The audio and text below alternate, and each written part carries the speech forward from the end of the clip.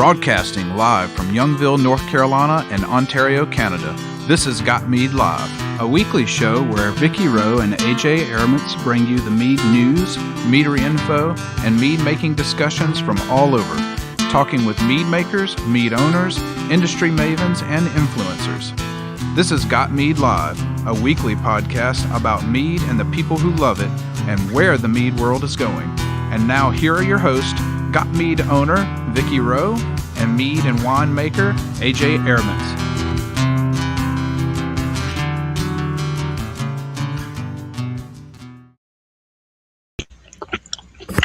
From the den of the puppies of the apocalypse in northern Michigan, the Bunny Pen in Ottawa, Canada, and the palatial retirement estate in Minnesota, it's Got Me Live. Welcome to the show.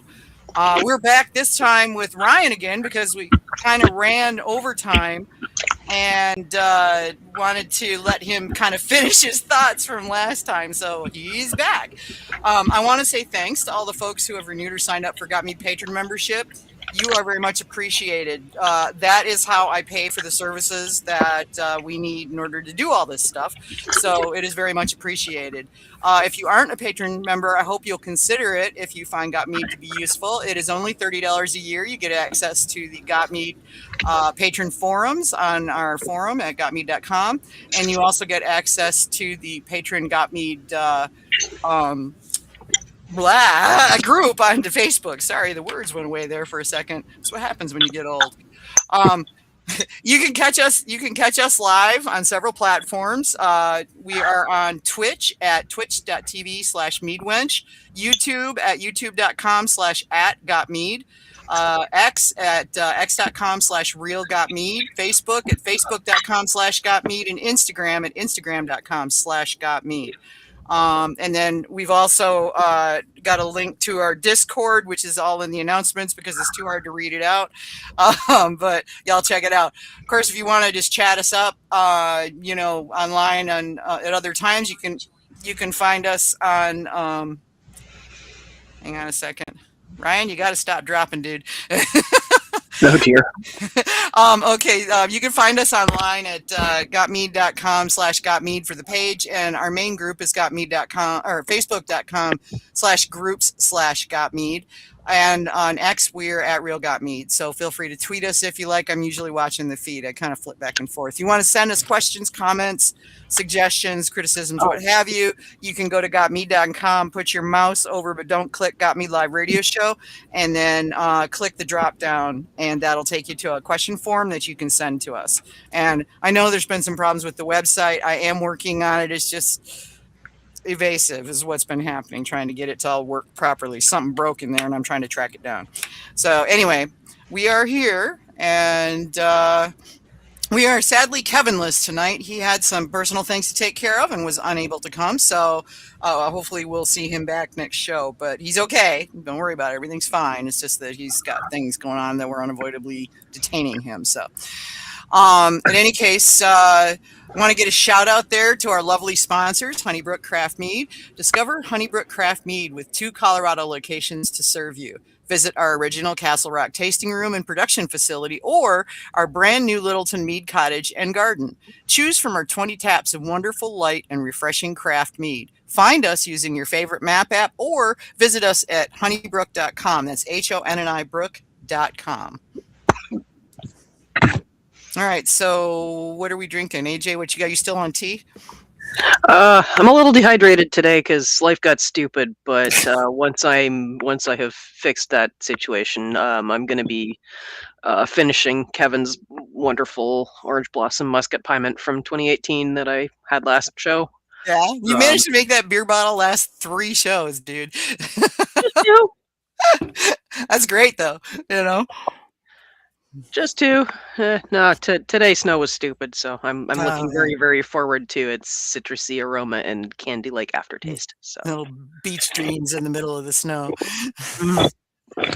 What about you, Ryan? You having a drink? Well, I am. I'm actually making me a little bit of a mixed drink. Oh, okay. Going for the hard stuff. Well, and then once I get done finishing that, I'm going to pour a little bit of mead, and then I'll drink a little bit of mead along the way and sip a little bit of whiskey on along the way as well. Cool. You know what I learned you don't want to do? I bought a little flamethrower, a kitchen style flamethrower to a lot of times when I'm using zest, like when I'm going to make it in a meat or when I'm using it in mixed drinks, Mm-hmm. I've learned to, instead of use a hand zester and scrape all the powder off of the fruit, I've just started peeling the zest. I mean, peeling whatever citrus we're going to talk about or use. And then I use my zester, the hand zester. I turn it over and I scrape the white pith off the back of the entire peel with that little hand zester. And then my zest, instead of being a little bit powdered and not very much there, I've got a whole bunch more to work with, and I've still gotten rid of the bitter pith, which we don't want in our mixed drinks and or in our meads. Well, we might by design, but typically not.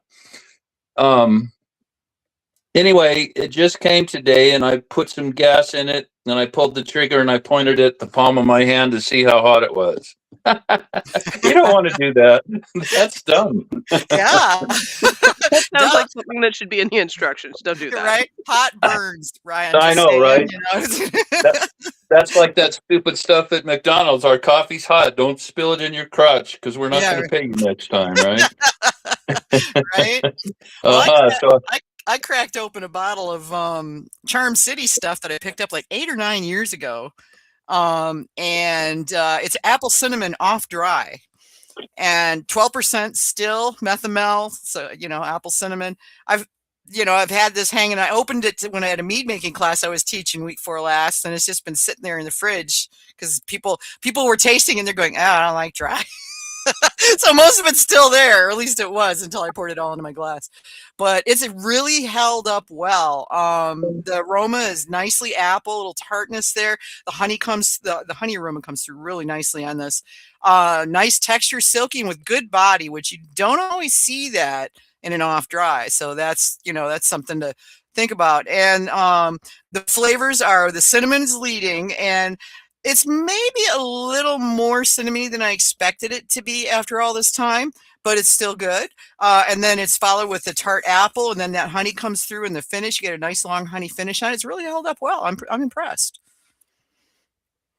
So for those of you that may not have had them, CharmCityMeadWorks.com, and I do believe they ship. I think they're on Vino Shipper, so definitely worth a look, especially if you like drier stuff. They've got some really nice stuff. So that sounds good. Yeah, I like their stuff. Sounds like a good one to try if you want to like drier stuff and kind of don't. Yeah. Well, it's interesting what you've already just talked about. We left that kind of at a hanger last week. Yeah. About you talked about how the aroma is really great and that there's still some structure there. We didn't develop that last week. We nodded towards it. We spoke about it, but by design, I wanted to bring that back up this week so that I could teach you guys how to put an actual trellis. If you guys don't know what a trellis is, imagine the. Oh, looks like we lost Ryan again. I don't know what's going on, but he keeps popping out. I don't know if it's the deal. Right in mid-sentence, too. You're right in mid-sentence, yeah. I think he was up and moving around because he hadn't turned his camera off yet. So I don't know if he went into a dead zone in his house or something. So he'll be back momentarily. So we've got some good attendance in the chat tonight. Sergio, it's good to see you, man. It's been a while. He popped up out of nowhere. Carlos is out there too. So good to see you guys. But it's been a day. I'm still booting up Crap Top, so yeah. Yeah. Discord? What's Discord? Oh yeah, that. Yeah, right. So we've got quite a bit of things with. I'm fixing to start doing some overhaul on Got Me this year. I hate doing that because it's a huge undertaking, but it needs to happen. Giant thankless mess. Right. Well, yeah, pretty much.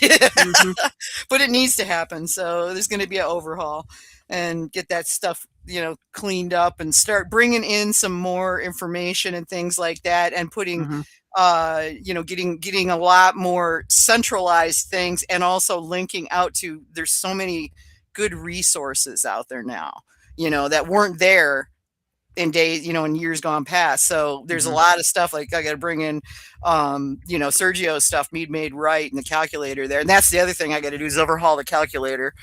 Right. That's what, 20 years old now. I'm surprised the code still works. It's only a matter of time before it stops working. But before something upgrades out from under it.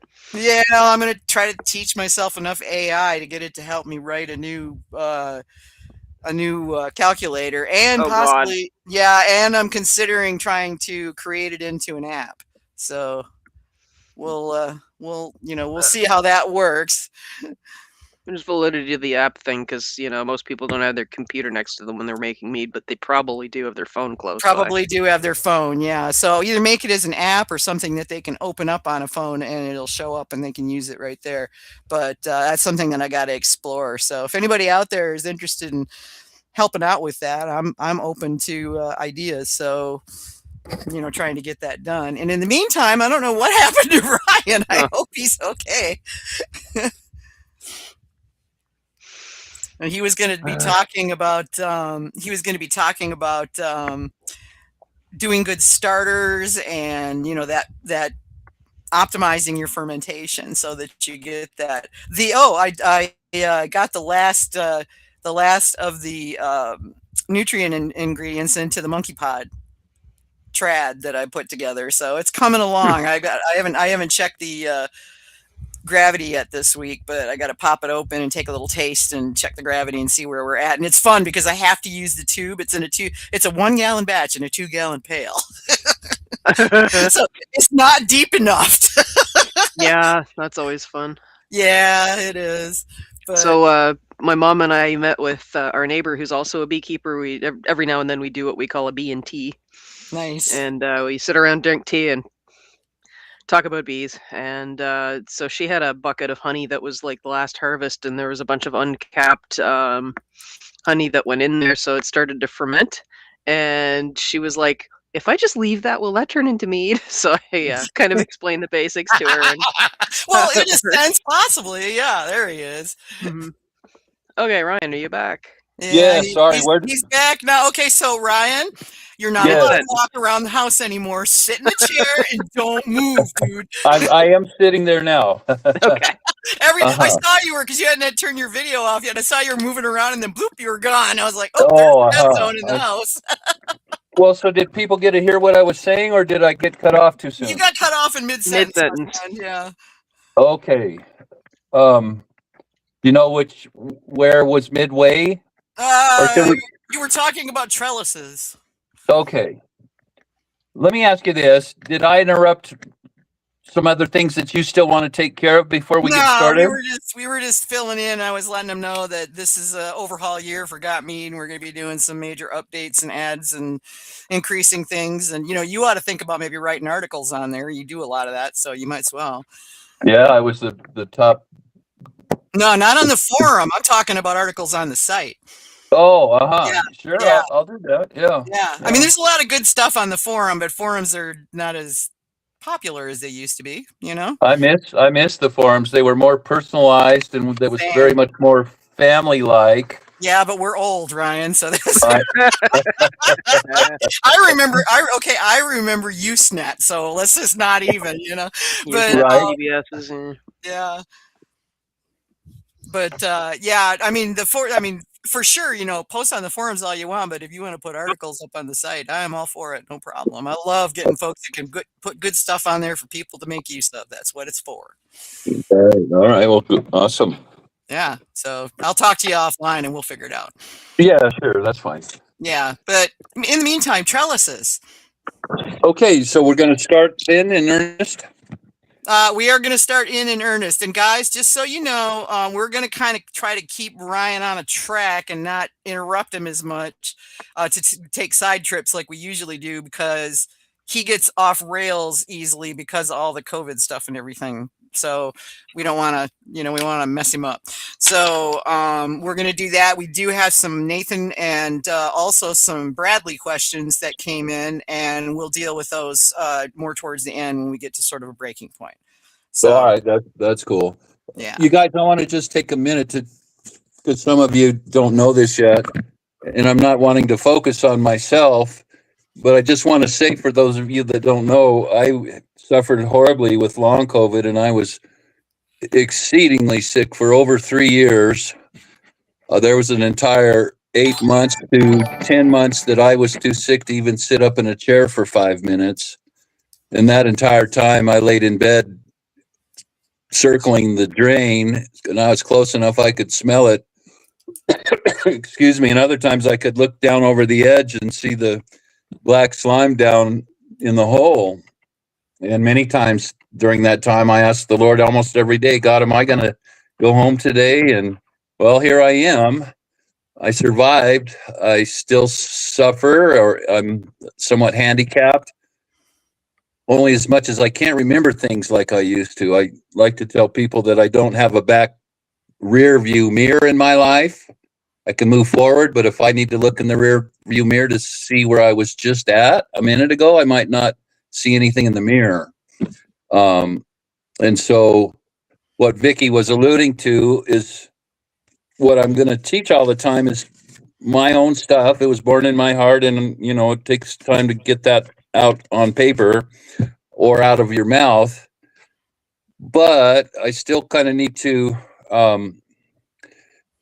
try to eliminate as much confusion as I can, because that confusion for me now, since COVID, is a lot louder than it used to be. And so we're just trying to keep my head a little more at peace instead of getting pushed around a little more.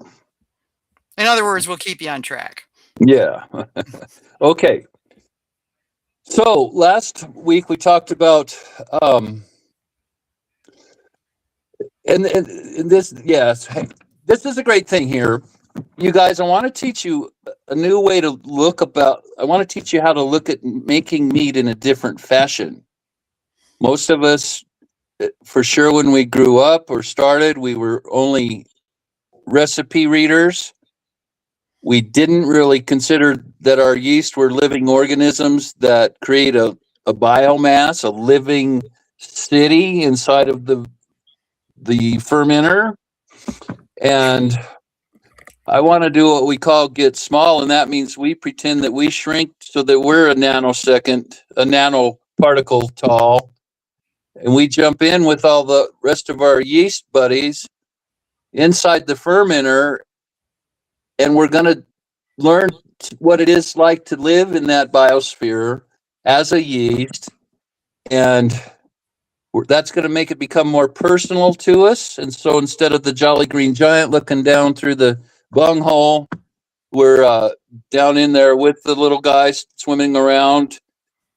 And that's going to change your perspective entirely about what we're making meat in. And so some of the time too, I only want to initially introduce these concepts. In other words, let's jump into what I call Mead City.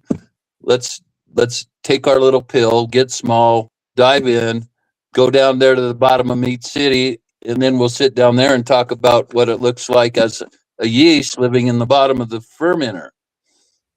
And so there'll be times where I'll mention things, but I won't plug in the minutia. We won't look at the math. We'll talk about the stuff, and then we'll come back later to fill in the dots with the math and the science and biology, all of that stuff.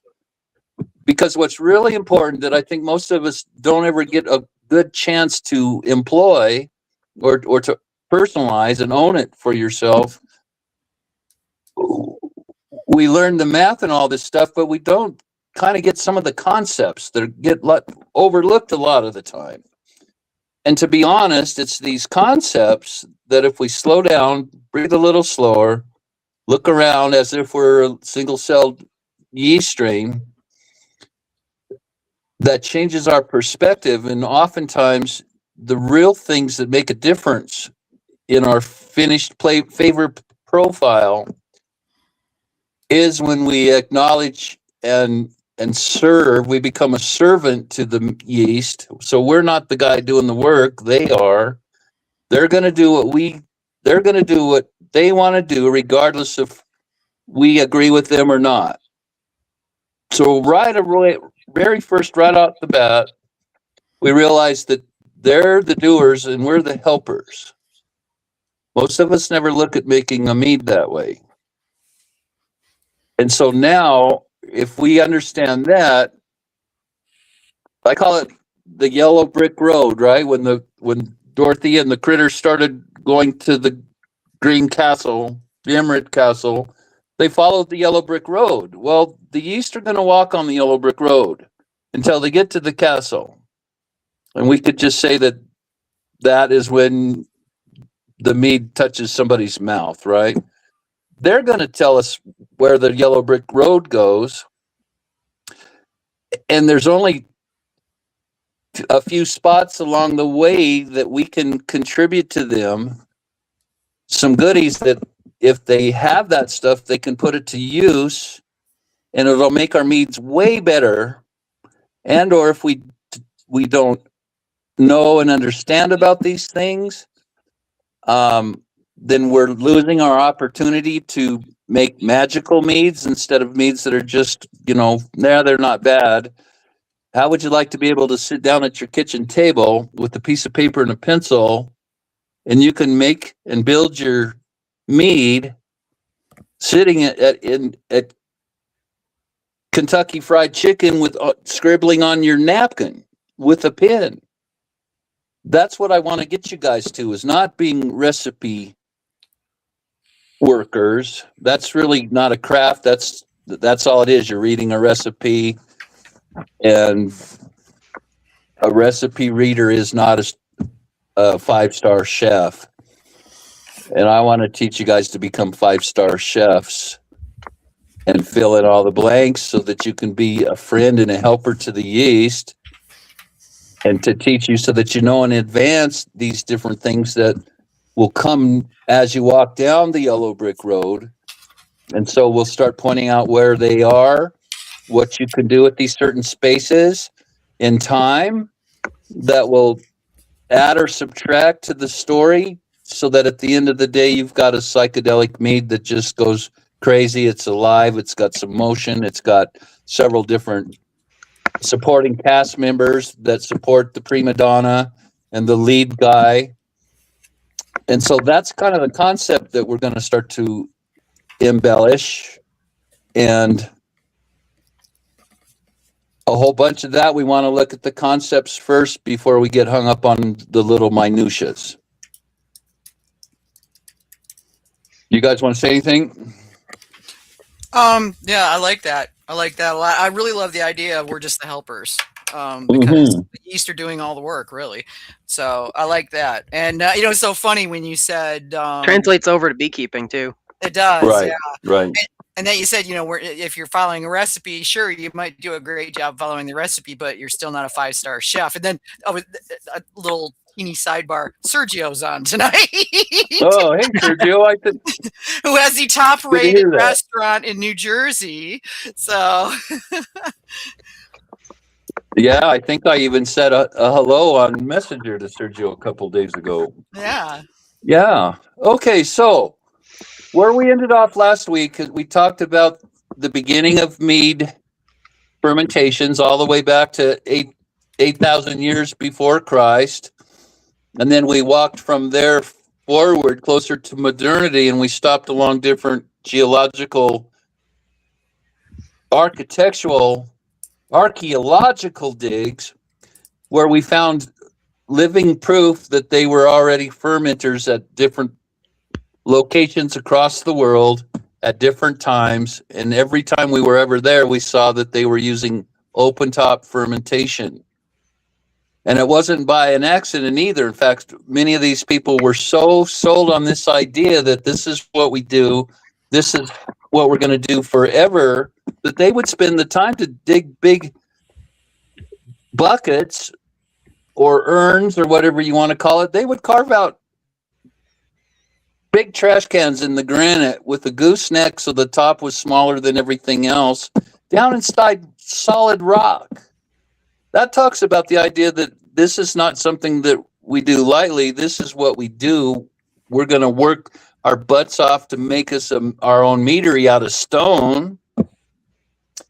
And if you compare the time that mead has been made in an open top vessel compared to being locked up under an airlock, our airlock days are like one tiny sand granule on the biggest ocean in the world, or on the biggest beach in the world, is what I meant to say. And so that's what last week was. I talked about there's a certain time that if we do employ the open top fermentation, we have a chance to build these trestles, the Greyhound buses where the aroma can sit. All right, so a couple things. If you don't use an open top, the sealed top itself does not allow the yeast to make the same aromas that they will if they have an open top. And it's not important to know all the math. If some of you guys want to know the algebra there, you can talk to me later. But the idea there is that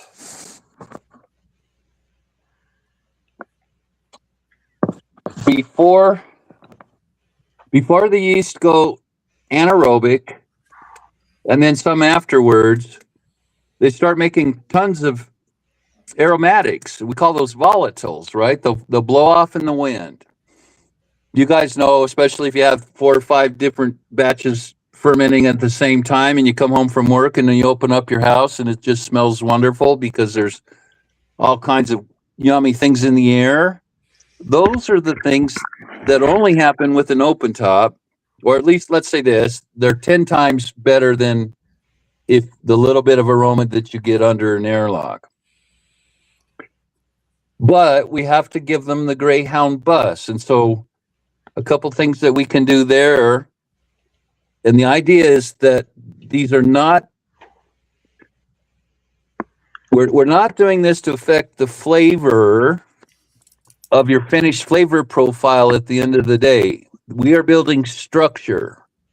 Now, if you build the structure too sound, too solid, too strong, if you can taste it, you've built the structure too strong.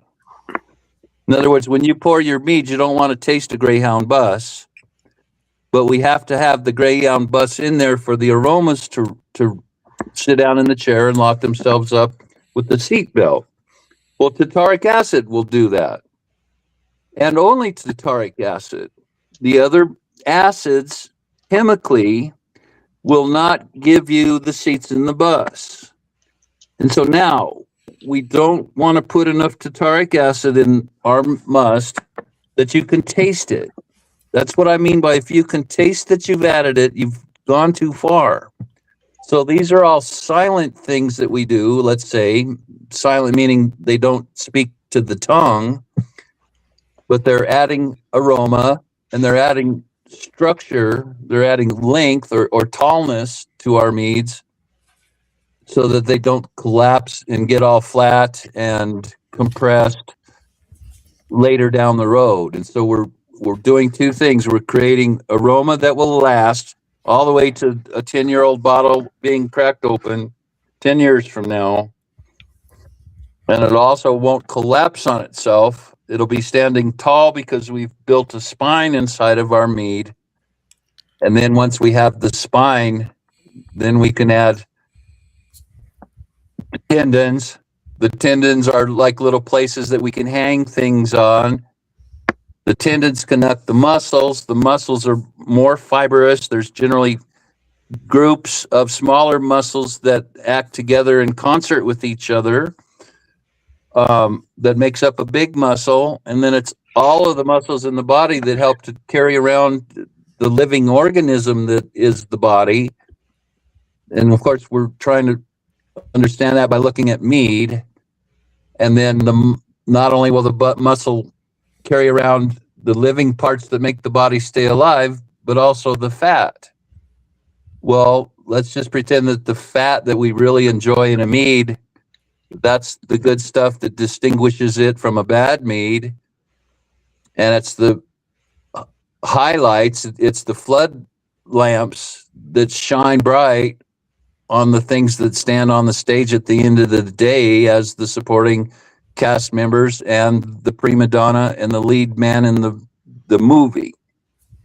So you want to add a little bit of tartaric acid, and this will build the chain link fence. And I would say that if you used 1/8 of a teaspoon in a 5 or 6 gallon carboy, you probably would not want to use any more of that. And now remember, we don't want to put enough in there we can taste it. We don't want to taste the bus. We want to build some seeds. Now, secondly, we can also use oak. And that's oaking and the barrel component, all that's a whole nother lesson. But the oak, the tannins in the oak will also make more seats on the bus. Or let's say you have a red bus and that's the tartaric acid bus, and then you have a green bus and that's the oak tannin bus, right?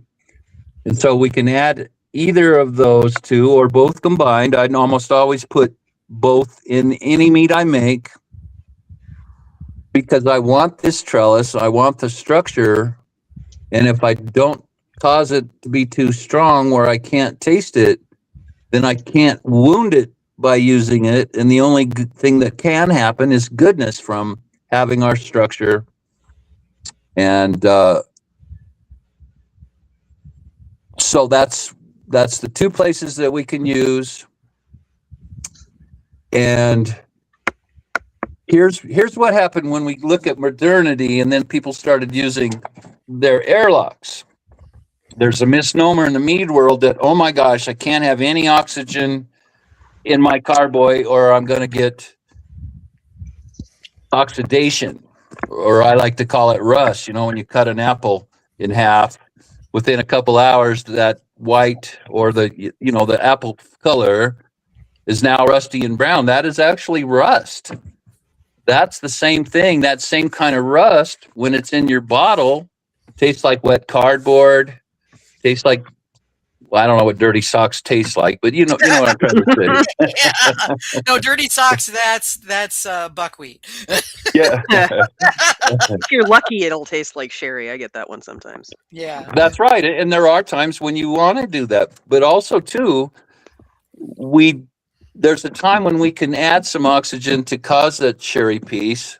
Or I'll teach you later down the road when we go deeper down the river here.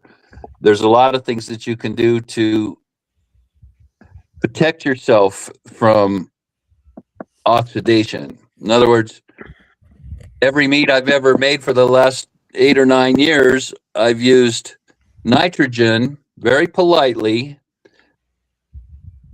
And that's an important part. I don't use nitrogen as a sandblaster, but after I rack off the rough lees, before I stabilize, I'll rack off the rough lees, and then I'll use a tank of nitrogen hooked to a centered stone on a 3-foot piece of stainless steel. You can buy them that way from More Wine or More Beer or wherever you buy those kind of tank accessories. And I put the centered stone in the bottom of the fermenter. I turn the nitrogen on so slow that the bubbles just barely even make a ruckus when they break through the meniscus at the top of your batch. So it's not about having this massive blast of nitrogen going through there as your sparge material. We're talking about using a scalpel instead of a 12-pound sledgehammer. Now, the gas is going to rise from the bottom to the top in X amount of seconds. You just can't get away from that. That's just the way gases escape through a fluid, a liquid.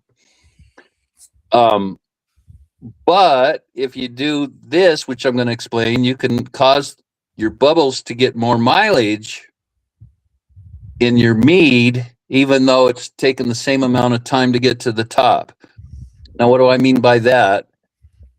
Once I get my gas dialed in just right, then I start to slowly move my centered stone down around the perimeter of the bottom of my tank.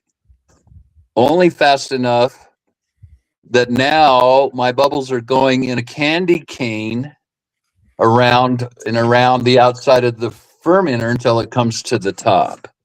Takes the same amount of time, but if they're going in a candy cane, you're doubling or tripling your mileage. And so I do this candy cane thing so that I can use the nitrogen and get the biggest amount of bang for my buck when I'm trying to sparge all of the remaining gases in my must.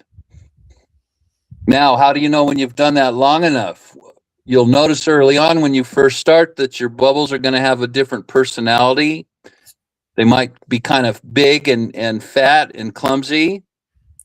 They might look kind of greasy on the top, and that's hard for me to tell you what I mean by that, because it's not the kind of grease that you feel like, you're doing your kitchen and you put some water in a pan and there's some grease or oil that's floated to the top. It's not like that, but it's kind of like that. But the point is, as you continue to sparge with your nitrogen and you watch your bubbles, you'll see that the personality changes, and it only takes a couple, 2 or 3 minutes, and you'll see that the bubbles are a total different personality than where they started. That then is a sign that you've purged out all of the remaining gas out of that must. Now, if you understand how we stabilize with sulfites, those bind. They're like a big hugger. Remember the face hugger in the movie Alien? Yeah. These sulfites are face huggers, and they go around, and one's charged with a positive charge, and the other ones are negative charges. We know that we've all heard this: positives attract. Well, that's a chemical reaction. It happens all the time with the ionic charge, and they'll grab each other. Now they weigh more. They weigh twice as much as they did before they grabbed their opposite charge. That's what makes them drop down to the bottom of the fermenter. That's how your lees fall down to the bottom. That's how finding agents work, of these two different charges coming together as one. Now molecularly they weigh enough that they'll drop down to the bottom. And if you do that enough, then of course you'll end up with a crystal clear mead.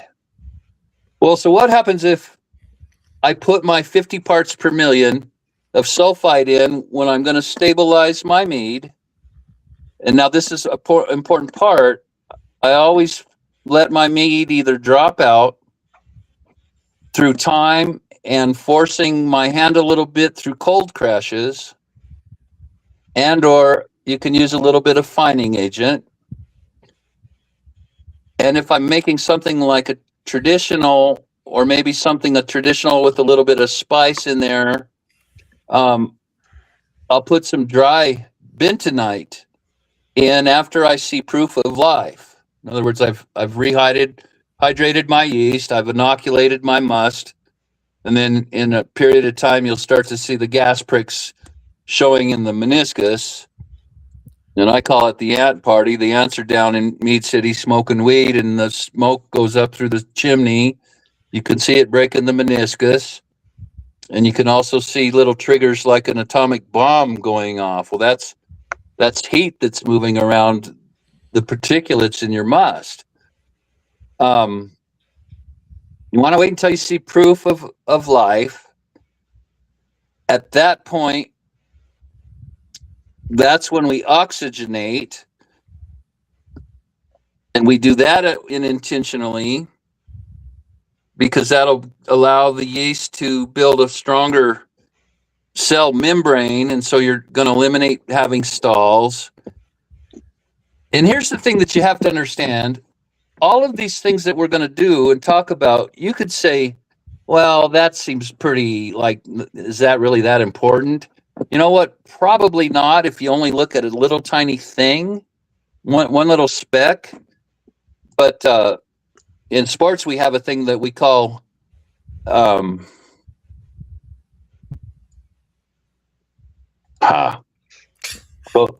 City right here. I hate when that happens.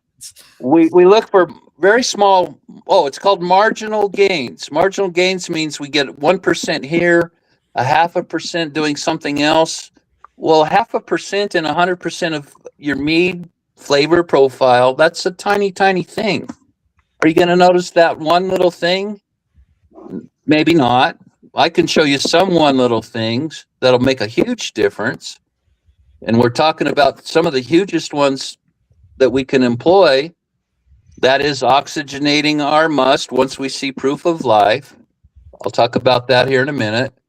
But when we build the aromatic trussels, if you do that thing, if you only do the aromatic trussels and open top, I promise you that'll make your meats twice as good. But that's a huge, huge, huge thing, and most people don't know that. But that was common knowledge to the old people back in the day. Now, if we get enough marginal gains, that makes a huge difference at the end of a 21-day race like the Tour de France. Those guys live on little tiny marginal gains with their equipment. They build clothing that makes you more aerodynamic. The machines have more aerodynamics built in them. The rubber on the tires, all these different things are just a little teeny tiny improvement by themselves, but they end up making a huge time difference at the end of 21 days of riding over 3,000 miles on your pedal bike. Essentially adding enough marginal gains, they're not marginal anymore. That's absolutely correct. Yes, indeed, AJ. So, guys, don't think when I'm riding on these little, I like to call them, going back to walking down the yellow brick road. Have you ever seen where dance instructors paint some feet on the basketball floor and then you walk from 1 to 2 to 3 and that's making you move your feet when you're trying to learn how to dance? We have what I call these lily pads that are where we put our feet, or that's where we stop when we're walking down the road of Yellow Brick Road, because there's a spot right there on the one lily pad that says, oh, here's one of those open windows that I can take advantage of, but I got to do the right thing right here when this open window is here, because if I keep following my east down Yellow Brick Road in another 5 or 10 minutes, or let's break that up and say, in the next 2 days I can do this, but you can only go so far down the Yellow Brick Road where the windows that were open when we were there close. And so now we're going to start walking down Yellow Brick Road. We're going to stop each time we get to one of our master lily pads. We're going to talk about it. We're going to say what you can do to improve it, or maybe it's what you can do to hedge your bet, meaning do things that won't allow bad things to happen.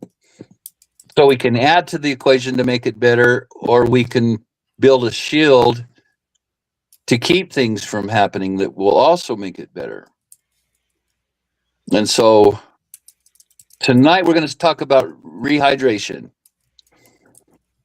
Let me recap quickly. We do not have to ferment under an airlock. In fact, I used to ferment in 40-gallon trash cans with a lid, but the lid doesn't seal anything. I would put the lid on top of the trash can loosely, but that wasn't a blockage that didn't allow the equilibrium of the atmosphere in the room to stay light and easy. It was different than if it was locked up under an airlock. I'll tell you what, when you get down to the end of your ferment, and let's say you're at 1020, 1030, at that point, it doesn't seem like there's a lot of gas escaping off the top of your trash can. But I'll tell you what, the day that if you take that at 1030 in your trash can and you're going, there's not any gas coming off of there. When you put that meat into a carboy with an airlock on it, that bubble's going crazy. Now, why did I talk about that? What I want to tell you is that early on, if we feed our yeast after we see proof, I dose them with pure O2 for the next 2 days. When we do that, you can use pure O2 and you can get the maximum chemical parts per million in your must. In other words, the liquid won't carry another single molecule of oxygen in there.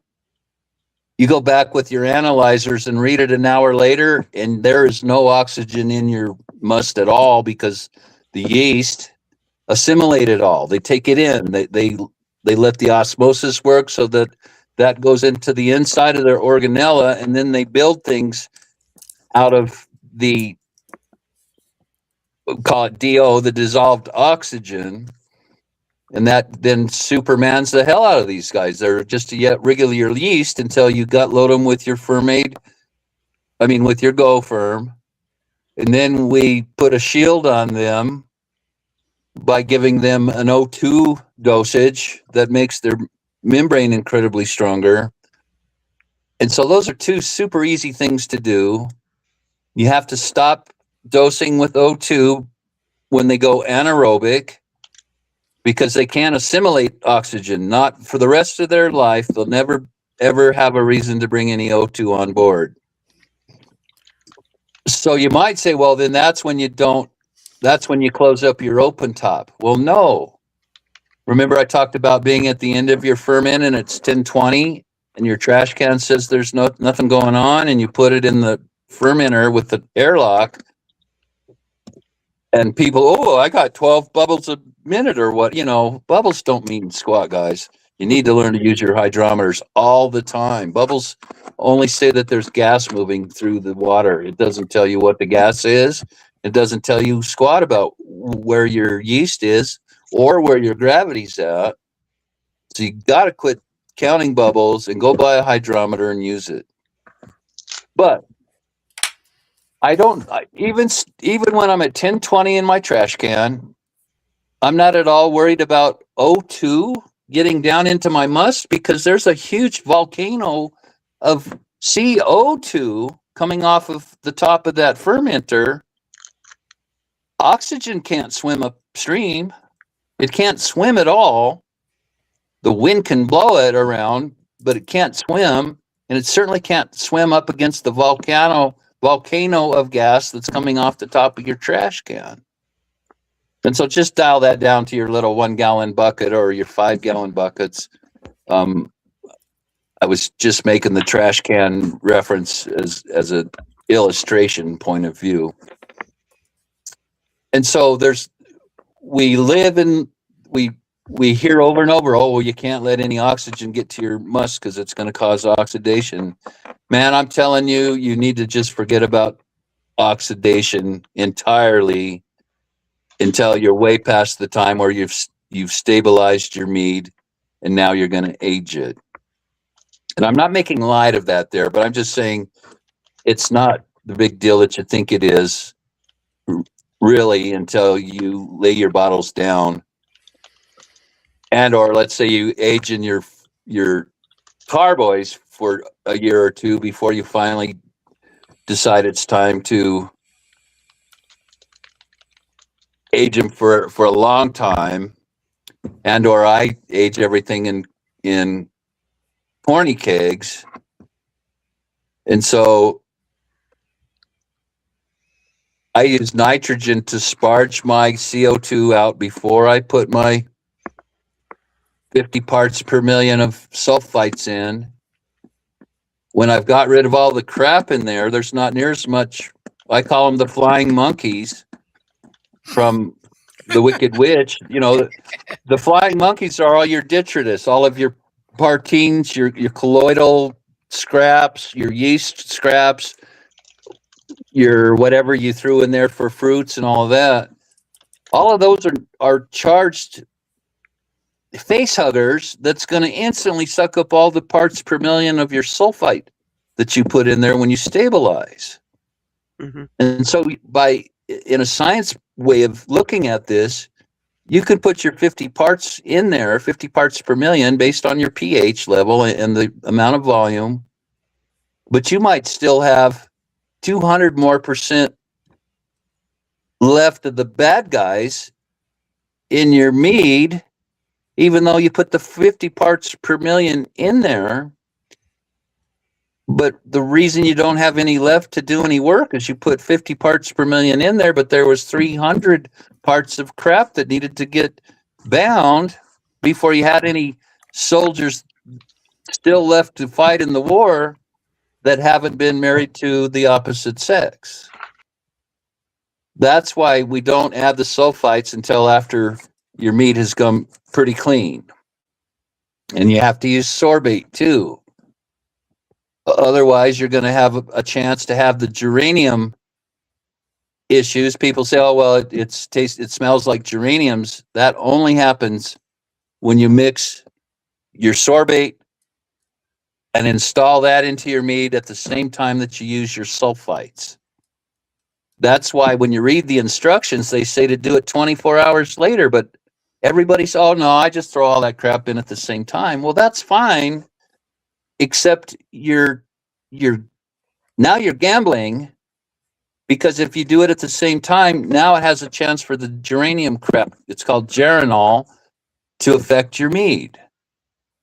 And so the instructions are made by guys that live and die building these products that we use in the mead world and in the wine world and beer and distillation. They made them for a reason. And so don't just say, "Oh, well, I have already did it." Well, somebody else told you, "Well, I always did it that way and it's fine."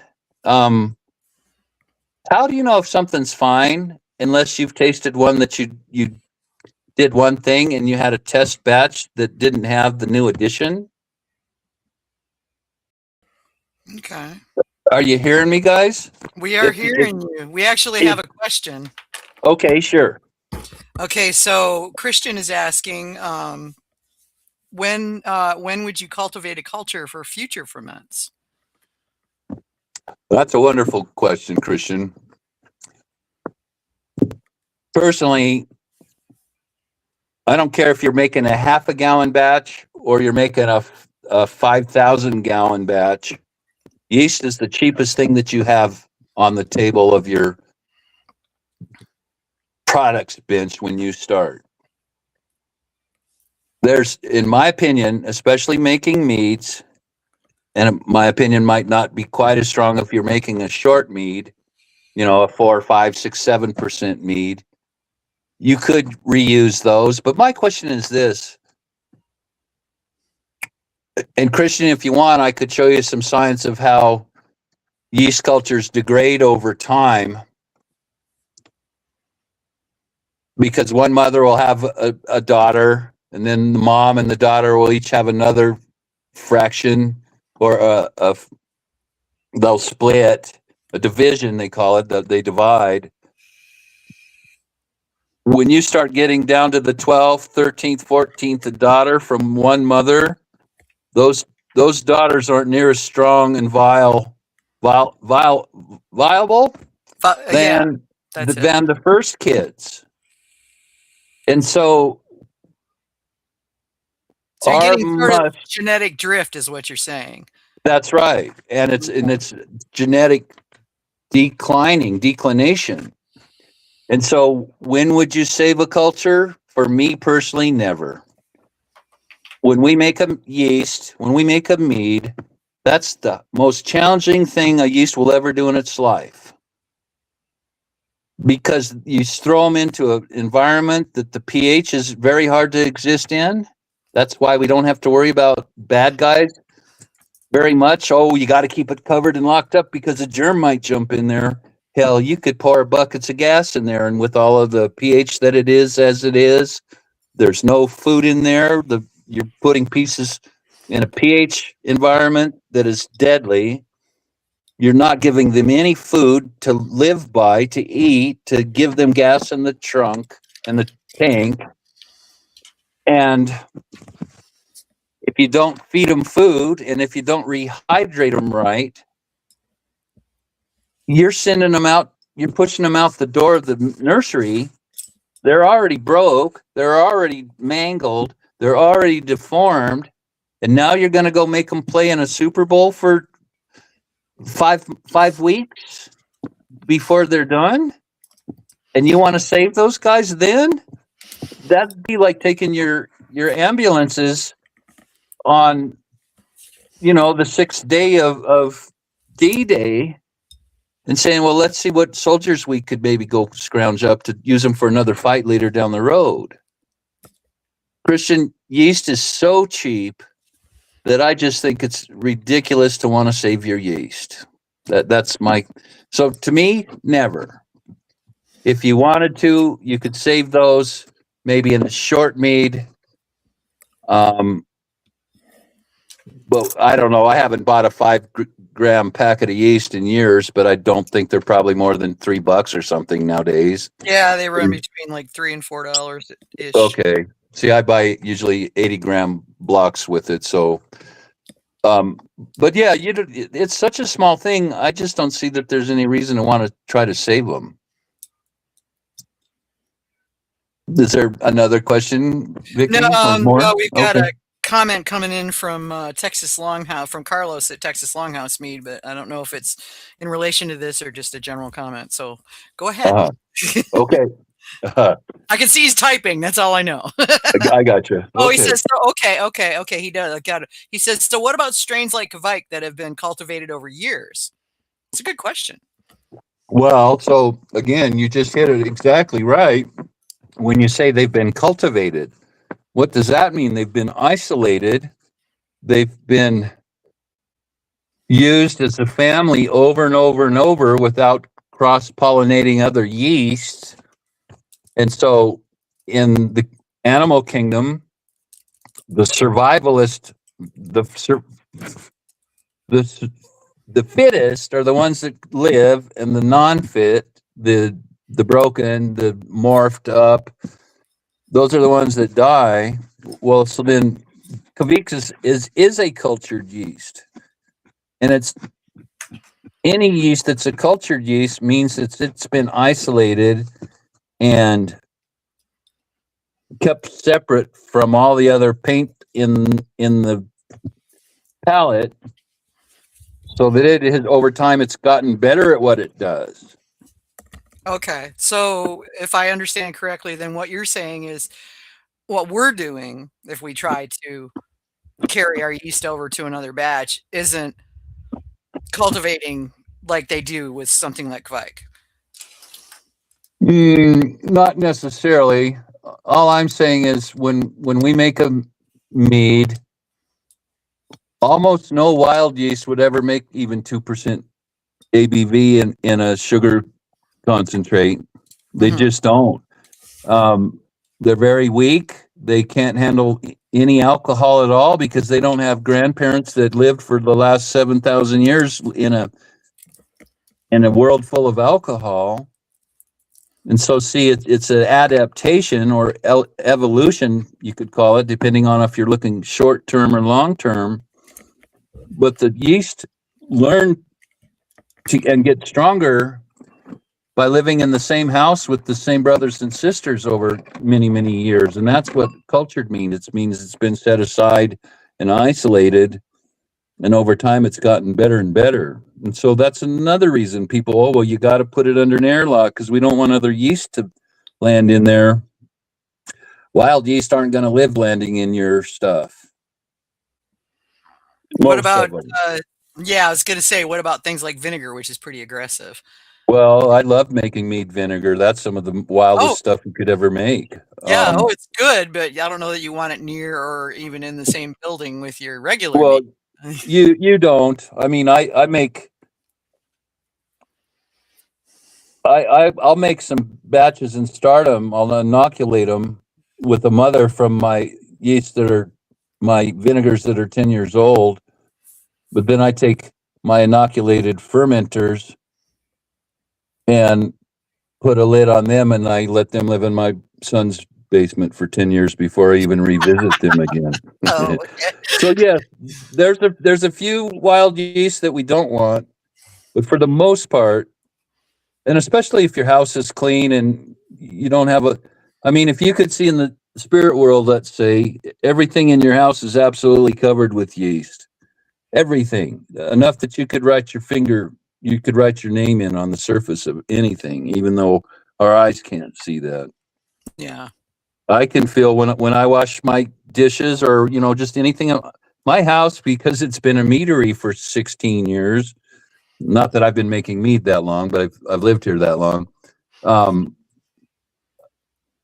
I can go into my mead room and let's say I've just ended up cracking something out of a glass carboy that's sat on my benches for however many years, and I go to the kitchen to wash that off. I can feel the yeast that's lived on that glass carboy since the last time I washed it off.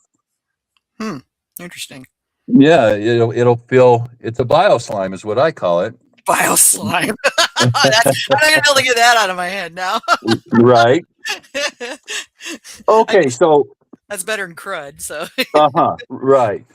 So anyway, I'm going to start reading, and it's a piece that I already posted in Got Meat a week or so ago, and so I'll try to post things in the group before we do the podcast, but I won't promise that.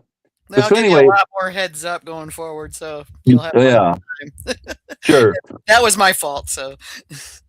All right. So what I'm going to say now is and I'm going to read that piece that is in there. So as most everybody realizes, at some point in learning a process of making mead, letter A, this is our first ground, our cement lily pad, and that is, and I've got this in big letters, the yeast does all the work. You don't make the mead, the yeast does all the work. And we're then relegated to be their caretakers. I jokingly call myself from time to time a yeast cowboy. And I say, and jokingly, I went to school for yeast husbandry, right? So we're like a rancher. We take care of the little calves. Well, a yeast guy takes care of the little yeasties. And so the first thing that we have to understand, and most of these things that we're going to stop on for a minute are marginal gain pieces, but they make the world of difference times 20 if you put them all together. So in essence, what we're learning to do is we're providing a safe environment for our yeast to live in. And we're providing all the miscellaneous materials to them as well so that they can do their job efficiently as possible.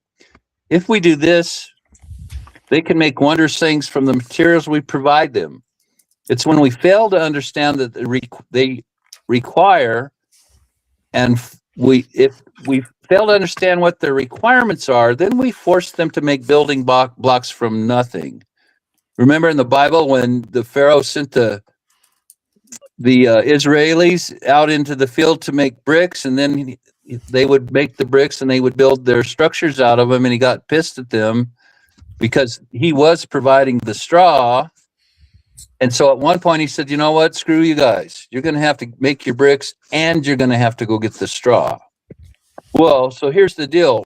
If I'm a contractor and we build houses, once my concrete foundation is made, then I'm going to order a cut pack, a lumber pack. And so a big truck backs up to the concrete, forms, and drops off this big load of lumber. And there's X amount of 2x6 and a 2x10 and a 2x12. And we've got 16, 18, 12s and 20-foot pieces. We've got 40 sheets of 3/4 tongue and groove and on and on. We've just dropped off this huge cut sheet and we've given my framers the stuff that they need to make a house. Let me show you. So that's what we want to do. We want to drop up a big truck of stuff that the yeast can make their own house with.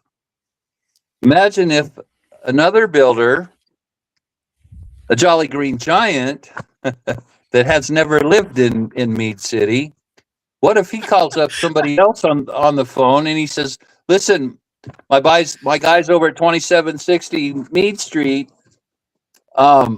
they need some lumber to make their house. What I want you to get and put on your truck, please, is an 8-foot circumference tree that's 40 feet long.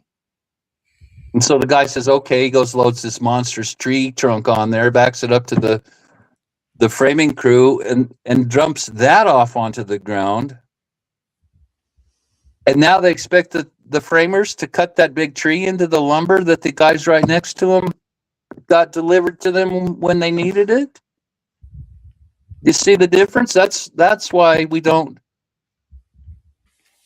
That's the difference of us being good yeast cowboys, the husbandries. We take care of the little guys and protect the family. If we give them what they need, they don't have to cut that big log into 1,000 little pieces. Yeast have pathways where they can basically make something from nothing, but it costs a whole lot more energy when they're using their pathways to make things that they could have been handed to. Instead, they're not making good stuff that tastes and smells good. They're sweating, they're hot, they're tired, they're angry. They didn't get any last night, and so the whole room stinks up. Right? And so here's an example of how if we give them what we want, they can stay about doing the nice, delicate, pretty things that end up a nice meat at the end of the day. If we don't, we overwork them, we rob them from their time and energy to make something from nothing.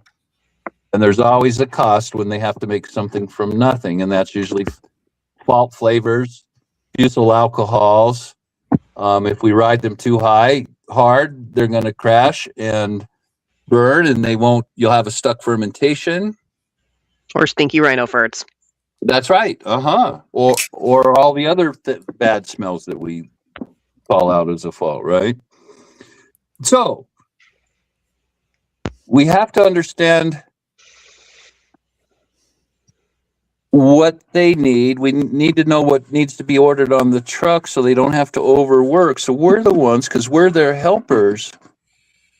We want them to build the house. And if we give them the parts, that's real easy. But if we don't, they got to make them out of nothing. And that's then when your meat starts to stink and taste like crap, and it doesn't taste like the recipe thought it would. I wouldn't trust most people's recipes to begin with, because I don't know that they're really that good. Oh, I don't know. There's a few that if they gave me said do this, and this, and put this, and this in there, I'd pretty much go with that. There are some people out there when they tell you yes, dear, it'll be good every time. You're absolutely right. But here's why those guys are that way? They understand and employ the things we're talking about right now. Exactly. Well, and they'll be the first ones to tell you that I can tell you this recipe, but what you get is not necessarily going to be what I get.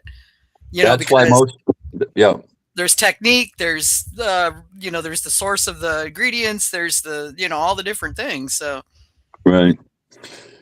And that's the difference of somebody that knows what they're doing versus somebody that doesn't. There's a world of difference. And what's the sad thing is the good guys, the better you become and the longer you've hung around in the Facebook groups, there's lots of good people that hover in the background and know the answers to all the questions, but they're sick and tired of taking the pushback, because every time they shine the flashlight in the dark, people get pissed because they use your light of truth, your light of science, exposes guys that have been saying, well, Grandpa always did this for 40 years, and so that's why I do it. But the science says Grandpa did it wrong for 40 years, and so are you. And so then they get pissed off because you expose the fact that they don't know what they're doing. And so then instead of attacking, they attack the messenger, because they can attack the flashlight, because the flashlight is science and biology. And so it's sad. The best people say the very little, because they've just gotten tired of the same old immature baby crap that's in every Facebook group, whether it's archery, meat, fly fishing, basketball, golf,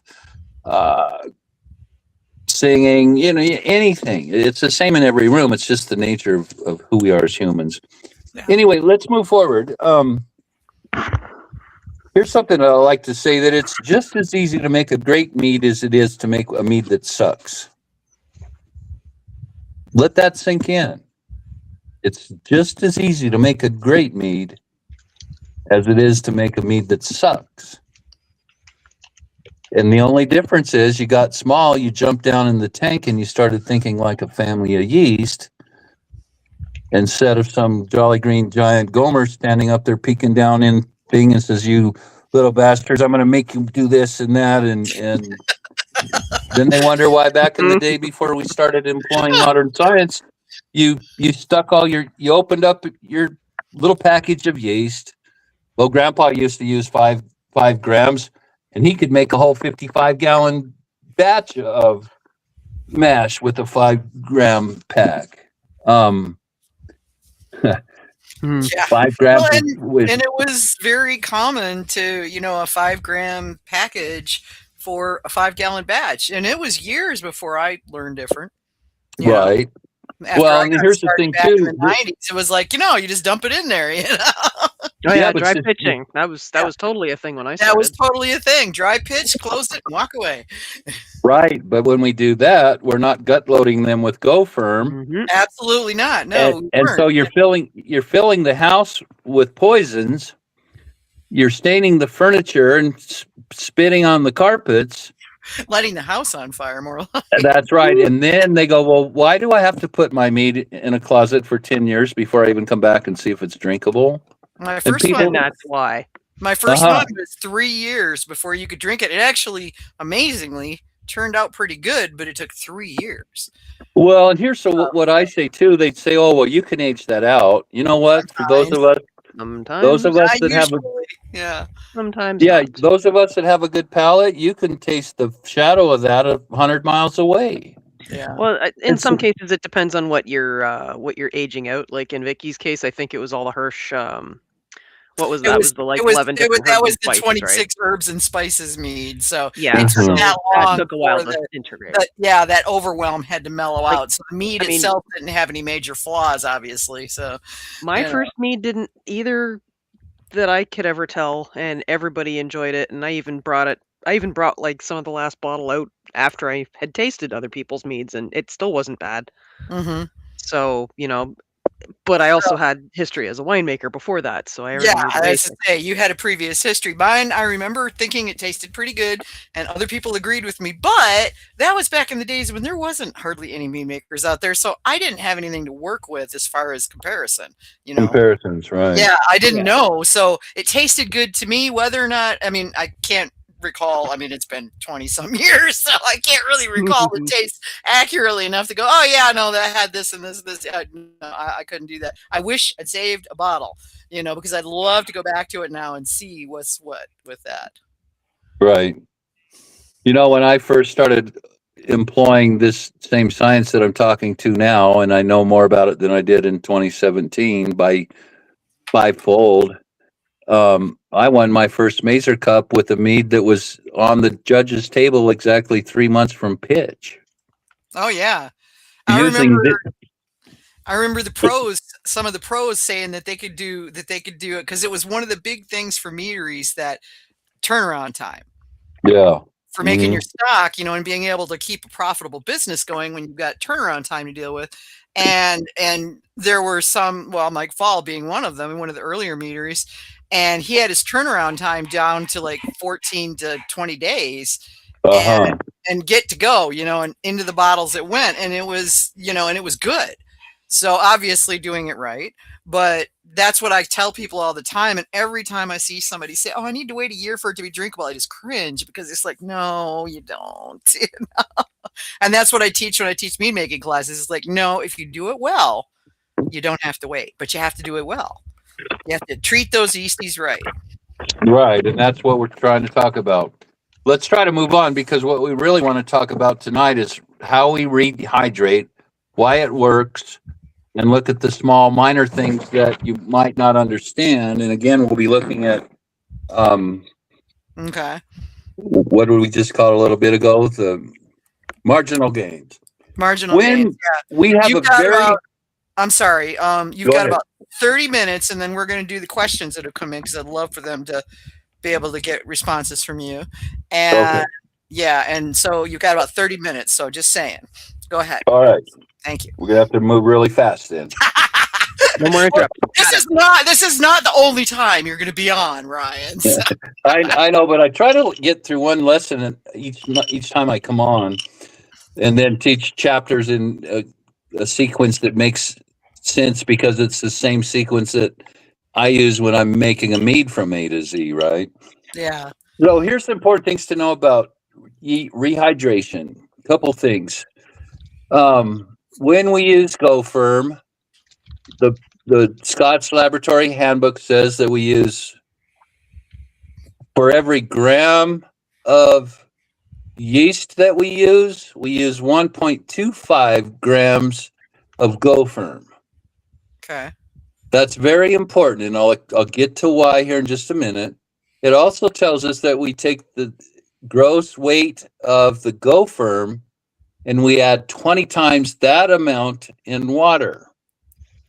All right, so Gomer's going to stand up there and it goes, well, if, 20 grams of water or 20 times the water, if I'm 5 or 15 or 20% more or less than that, that's not going to matter.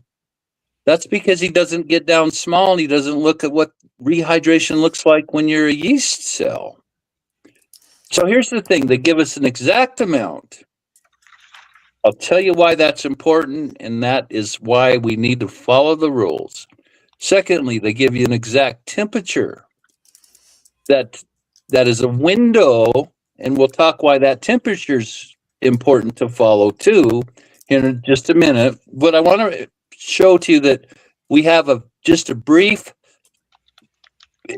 I don't even think for sure it's more than a quarter of a minute where most of the work is done, which makes the positive outcomes that we're looking for when we rehydrate. We take dry yeast, they are folded up when they're dry, and when we put them in the right temperature of water, that's the perfect temperature that they can start to absorb the water. That makes them start to swell up. So now imagine if you're pumping up a balloon, it starts to get bigger and bigger and bigger. Well, it's the water that it's the Go Firm that fills up the inside of the balloon, but we have a transfer gradient. Imagine this, if you pour water into your front room, it's going to look to equalize, meaning it's going to have the same pressure throughout the entire surface of your water. Well, when we take our yeast cells and we put them in a liquid, the liquid is going to want to equalize with the void of air inside the yeast cell. Well, guess what? If we put too much powder in the water or too little, instead of the water just naturally and very nicely and politely moving in and say, hey guys, excuse me, pardon me, then they can move inside there, and in doing so, in about maybe 15 seconds, we've been able to gut load every one of these yeast cells with all of the super duper extra special Mighty Mouse food that turns these guys into massive warriors, because we were able to sneak that into the inside of the yeast cell before the membrane became functionable. And as soon as the membrane becomes functionable, then osmosis begins, and things can only go in and outside of the yeast cell based on the control processes that the yeast get from their cell membrane. So to recap, we have a very, very short period of time. It's just when the yeast starts to open up, it starts to swell up, get wet. The temperature's just perfect. If this happens in a colder temperature, the creases of the cells where they're folded over, if it's too cold, those creases might not open up because the cell membrane isn't warm enough. And so you'll have moms with creases down their back, the skin of their back or on their legs or whatever, right? Those are malfunctioning parts of their cell membrane. If we have the right temperature, that thing will open up. It'll blossom. If we have the right pressure as far as powder versus water, it'll move in nice and easy instead of hitting the front door of that yeast cell like a massive flood that's screaming down the mountain going 400 miles an hour, carrying trees and trucks and cows and everything else smashing down your door. They smash through the yeast cell wall and they smash all the furniture, break up the pipes and the gas and electrical, and now you got a house on fire. I'm just imagining gang yeast, you know. Right. Yeast eating leather jackets. Yeah, right. Flamethrower. Yeast in leather jackets with baseball bats and tire chains, you know. Well, we have that. There's some yeast that are warrior yeast, and they're lots of yeast are that. Kvite comes to mind, you know. I mean, that just goes through the meat just like that. Right. So now imagine this. We're talking about having a temperature right. We're talking about right measurements, yeast times 1.25 of Go Firm times 200 or by times 20. All of that is an exact mathematical equation. That's the algebra that the lab coats that work for Scott's Labs, the only thing they're employed to do is to figure out how to make their products work the best they can. Because if they sell good products to the wine and the beer, and people will return. Mm-hmm. And so when they have some rules and say, do it this way, there's a reason why. But you see, if we're the Gomer standing on top, we're not sensitive enough to these little issues that we're now talking about when we get small, looking at these marginal gains. What if each yeast cell that was born, every daughter, inherited all of the jacked up stuff that mom was born with when she got her first dose of fluid flowing through her body? Would you rather start out with an entire army that's strong? They don't have any broken bones. They don't have any scars in their skin. They're not missing their head. Would you rather have those guys that are perfect or have this mangled bunch of broken misfits? True. Right. And so that's why these little minutia things matter. And that's what upsets me in the rooms when people say this or that. So many times they're half-baked truths. They're misnomers, misinformation entirely. But if enough people in the room say it over and over again, when somebody new walks in there and all the parrots are singing the same song in 12-part harmony, the new guy's going to go, oh, all the cool people, all the big people, they're all saying the same thing, so it must be true. I mean, you know, this is Facebook, and we know everything in Facebook is true, right? And so that's why we need to learn these small minutiae. And people go, oh, well, I remember not very long ago when I decided to come back into the mead world, I posted a thing about, here's a very, very, very beginner recipe. And within minutes, somebody wrote me and said, that's not a beginner recipe. That's too hard. And the person said, all I do is put some honey in a bucket and dry pitch my yeast and go to bed. And I thought, okay, you know, that's cool. You do you, sister. But the difference between what you do and what I do, end result is marvelously different. And it's not very much harder to do something right than it is to do something wrong. True. So we follow the directions. I just told you why. The temperature is a matter of having the right warmth in the water so that our superhero can expand and grow and fill out without having wrinkles in his cell membrane. Also, we can gut load them with all the vitamins, the minerals, their flu shots, their proteins, and, you know, we would put some grease in there for their butts when it gets chapped, right? And so they're now Superman yeast instead of some broke down, half-fed, starving thing. So the next thing we do is we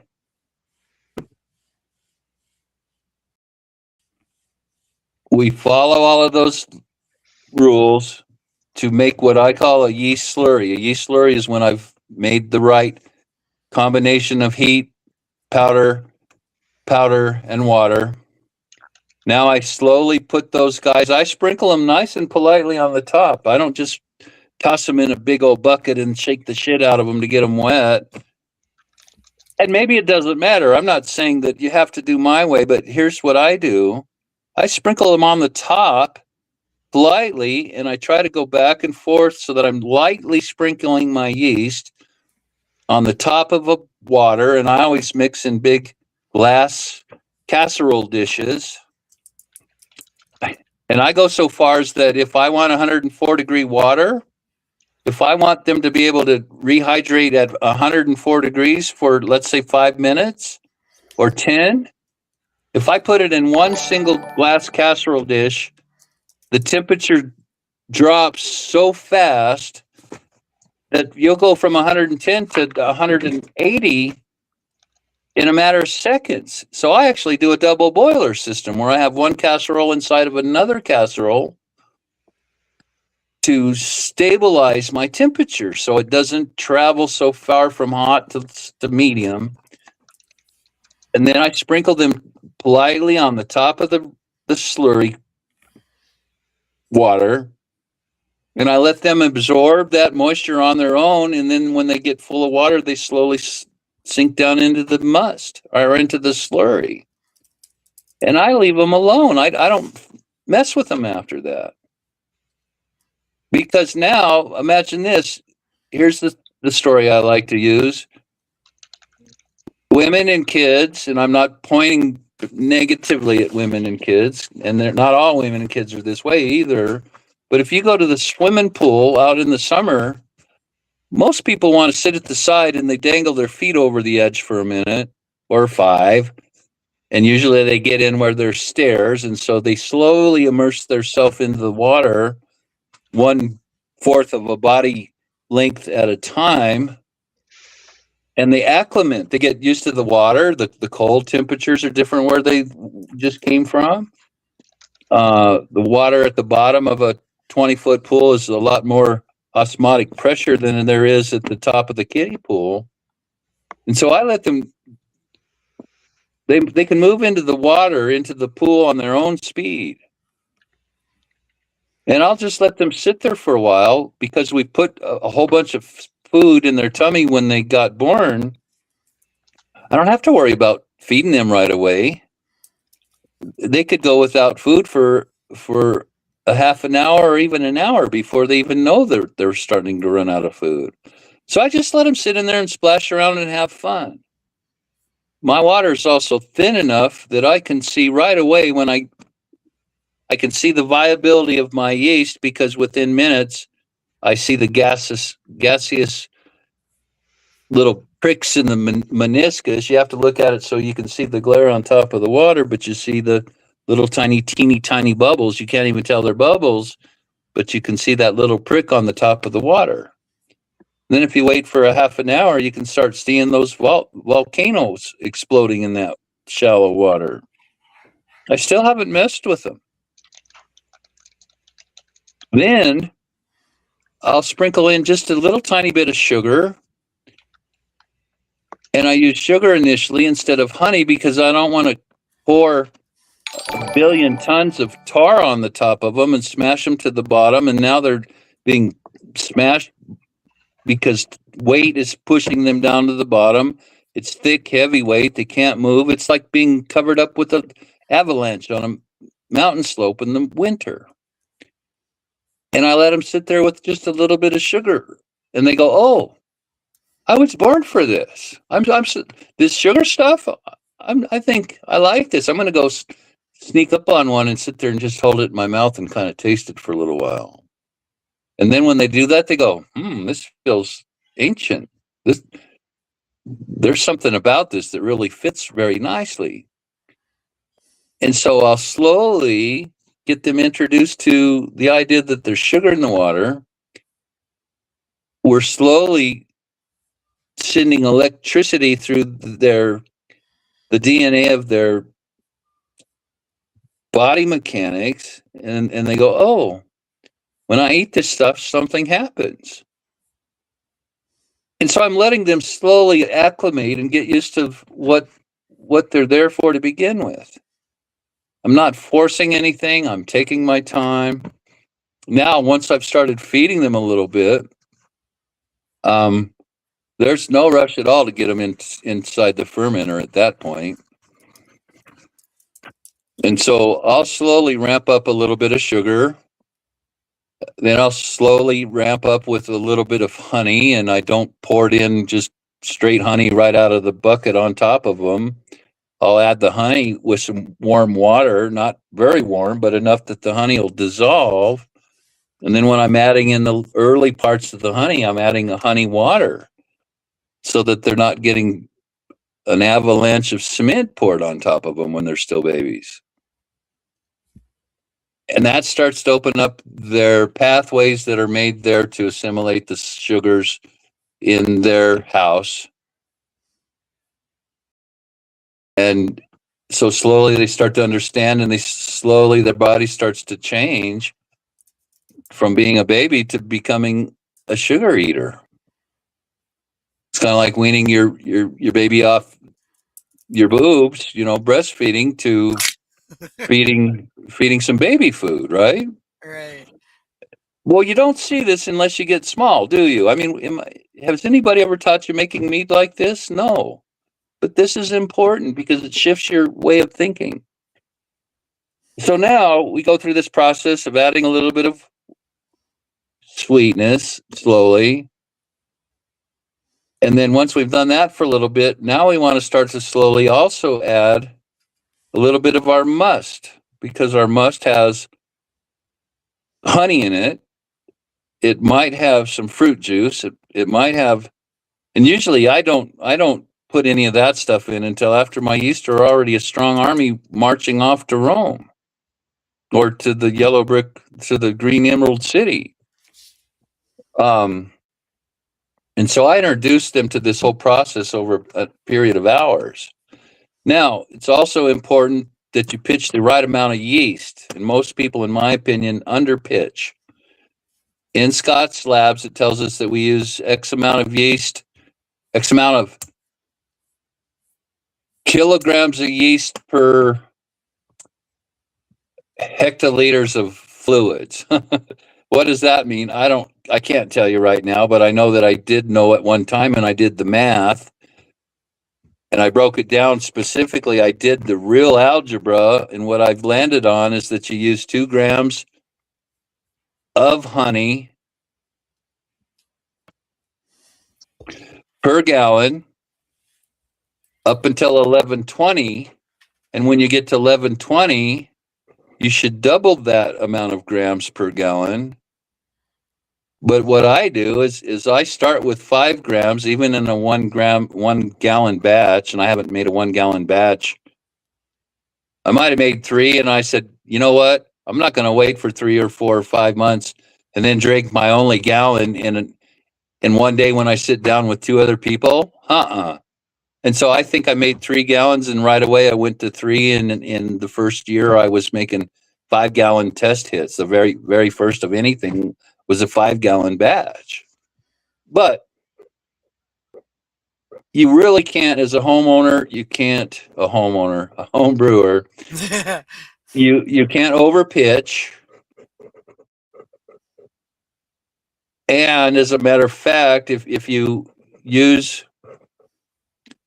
start with my minimums, which is Scott's Labs minimums, 2 grams per gallon up to 1120, and then double that.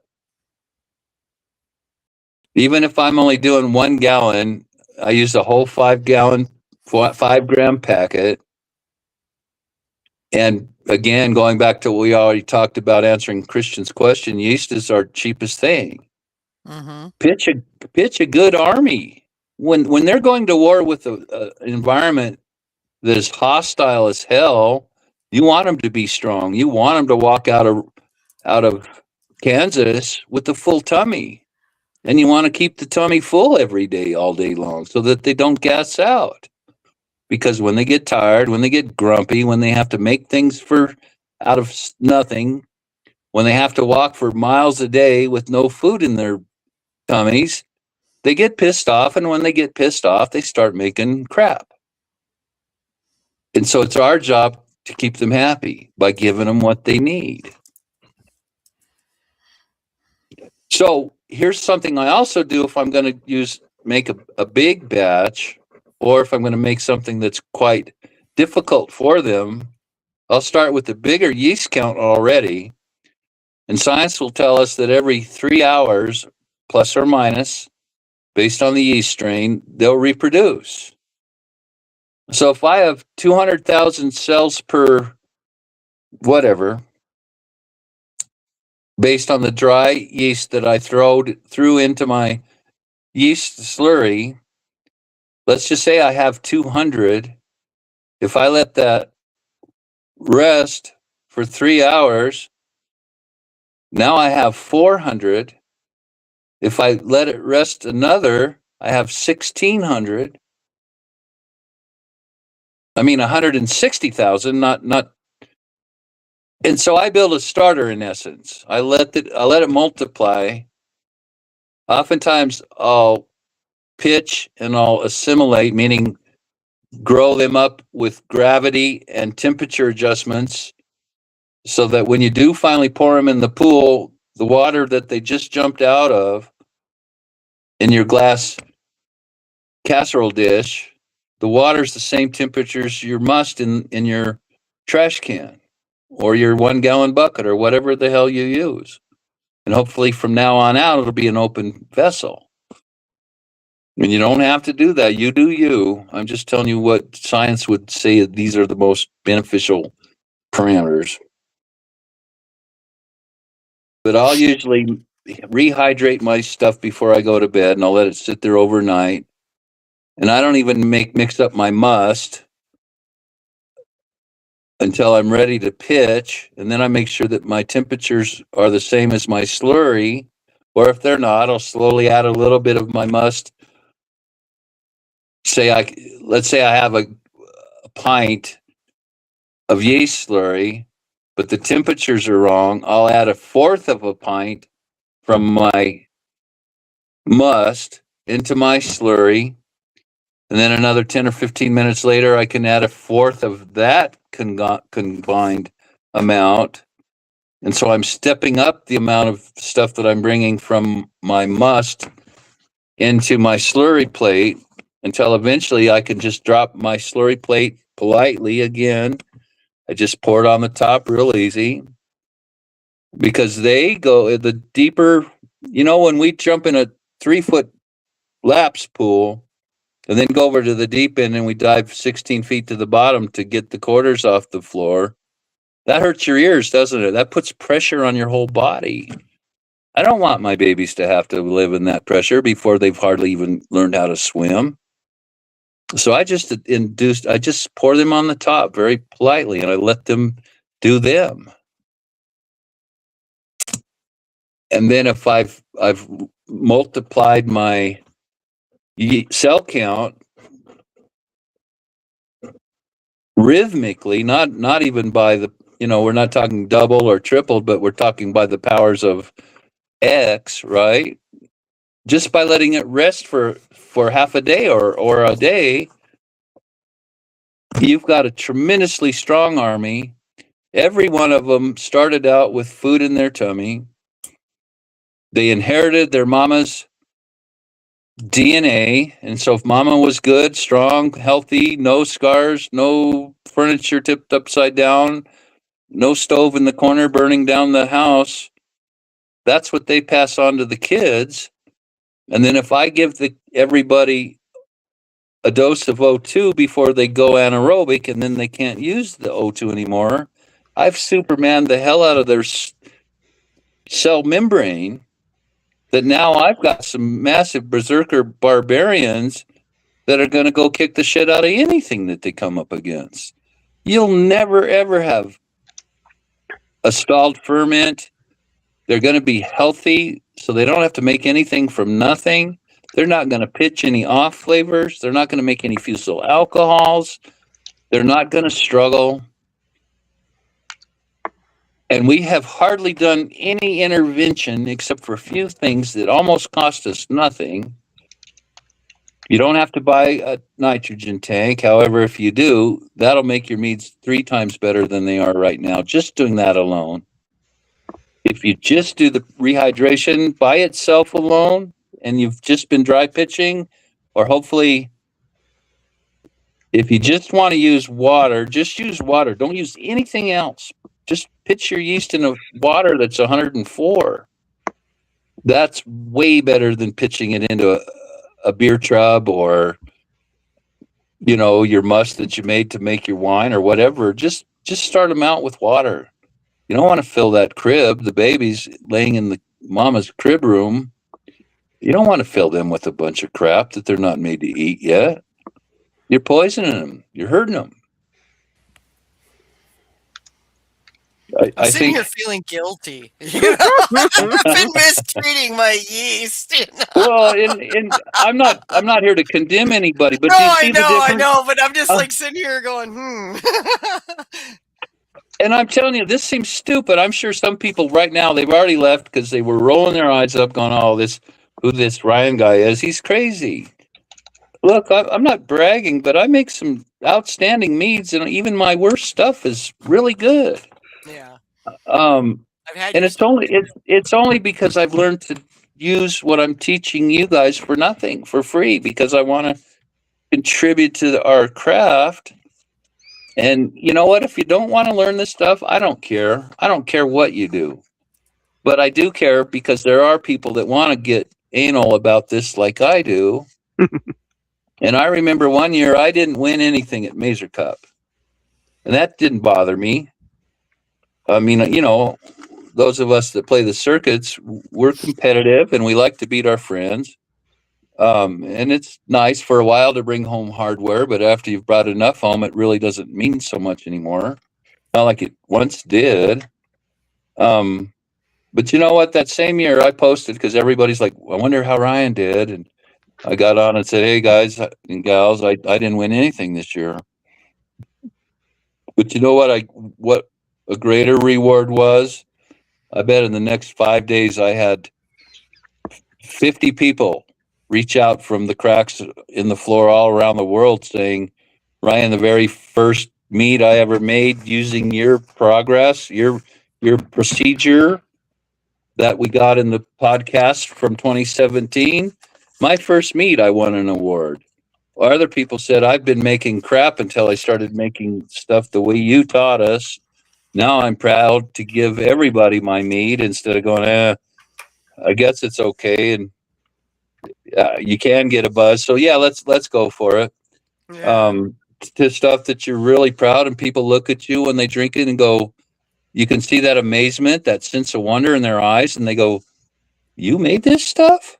Yeah. And you know what? I still make stuff for myself that I go, Ryan, you made this stuff? That's the best. I'm serious. I find myself doing that too sometimes. It's like, no, I made this. So right. This is a good place to stop the lesson Sure. and put a pin in it. So make a note where you left off, because when you come back, you're going to have to pick up where you left off. Right. But we do have some questions, and I'd love to get them out there. So go for it. These are from Nathan Stegman. Nathan is a faithful questioner, and he's almost, except for last week when he had the crud and couldn't really do anything. But I gotcha. We get questions all the time. Yeah, he's a good man. Okay, and listen careful because Nathan's questions are convoluted. So okay. He says, considering the experimental use of tannins in fermenting on a variety of newer wood species in the market, like barrel staves, black swan, honeycomb, and spirals, some that we have not had as abundantly available in prior years for their added character in balancing meads and pronouncing unique flavors. Often, Only a secondary or post-fermentation only aging has been the mantra expressed. What value do you attribute to fermentation on such woods in primary as a benefit of some wood species versus others? Nathan, that's a great question. I'm glad you asked it. I guess first off, the very first podcast that I was invited to teach was on 9/5/17. So you have to find the old Got Meat stuff. Go to 9/5/17. And that first podcast was about barrel componentry, oaks, different toast levels, different species, how to figure out which ones work and which ones will work better at a different place. And so that was all about oak. I think If you- he's more focusing on primary versus secondary. Most people tend to throw in secondary. I get you, but hang on a minute. I'm just saying, You're for getting those there. of you that are listening, and if Nathan, if you haven't listened, I don't know if you've been around since way back then or not. Yeah, But he's anyway, been with me a while. Okay. So for those of you that don't know as much as you would like about oak and barrel componentry and all of that, go to 9/5/17 on the Got Mead podcast, and it's there. And if Now- you can't find it, contact me. I'm still updating things, so it might be missing. Gotcha. Now, Nathan, I can tell you all of the new wood species that have been introduced into the Mead City over the last years. I've bought and used every one of those. Every one of them I could ever find. You have to realize I'm the Pac-Man of mead making, and anything I can gobble up, I'll try it, and I'll do a million A/B comparisons to learn everything. I squeeze that rag dry every time. Here's the biggest thing that you're not told when you buy. Well, I won't name any manufacturers' names, but here's the thing. When oak is cut down in the forests, they cut them into larger pieces. They're rough sawn, and I'm going to guess they're 2 inches by 8 or 10, something in that range. Then they cut them to length, and then they stack them in a crib, which means you've got two going. You're building a square from the ground up, and you have two of the same size on the outside going up and down, and in the next row there's two of the same thing going left and right, up and down, left and right, up and down. And so now you're building this big tower of oak that sits out in the open, exposed to all the weather, all of the nature, and this is called seasoning. So, well, I'm bringing that up to say that seasoning is a huge piece that has to be done to any oak that you want to use successfully in your meads, because here's what happens when it's seasoned correctly versus when it's not.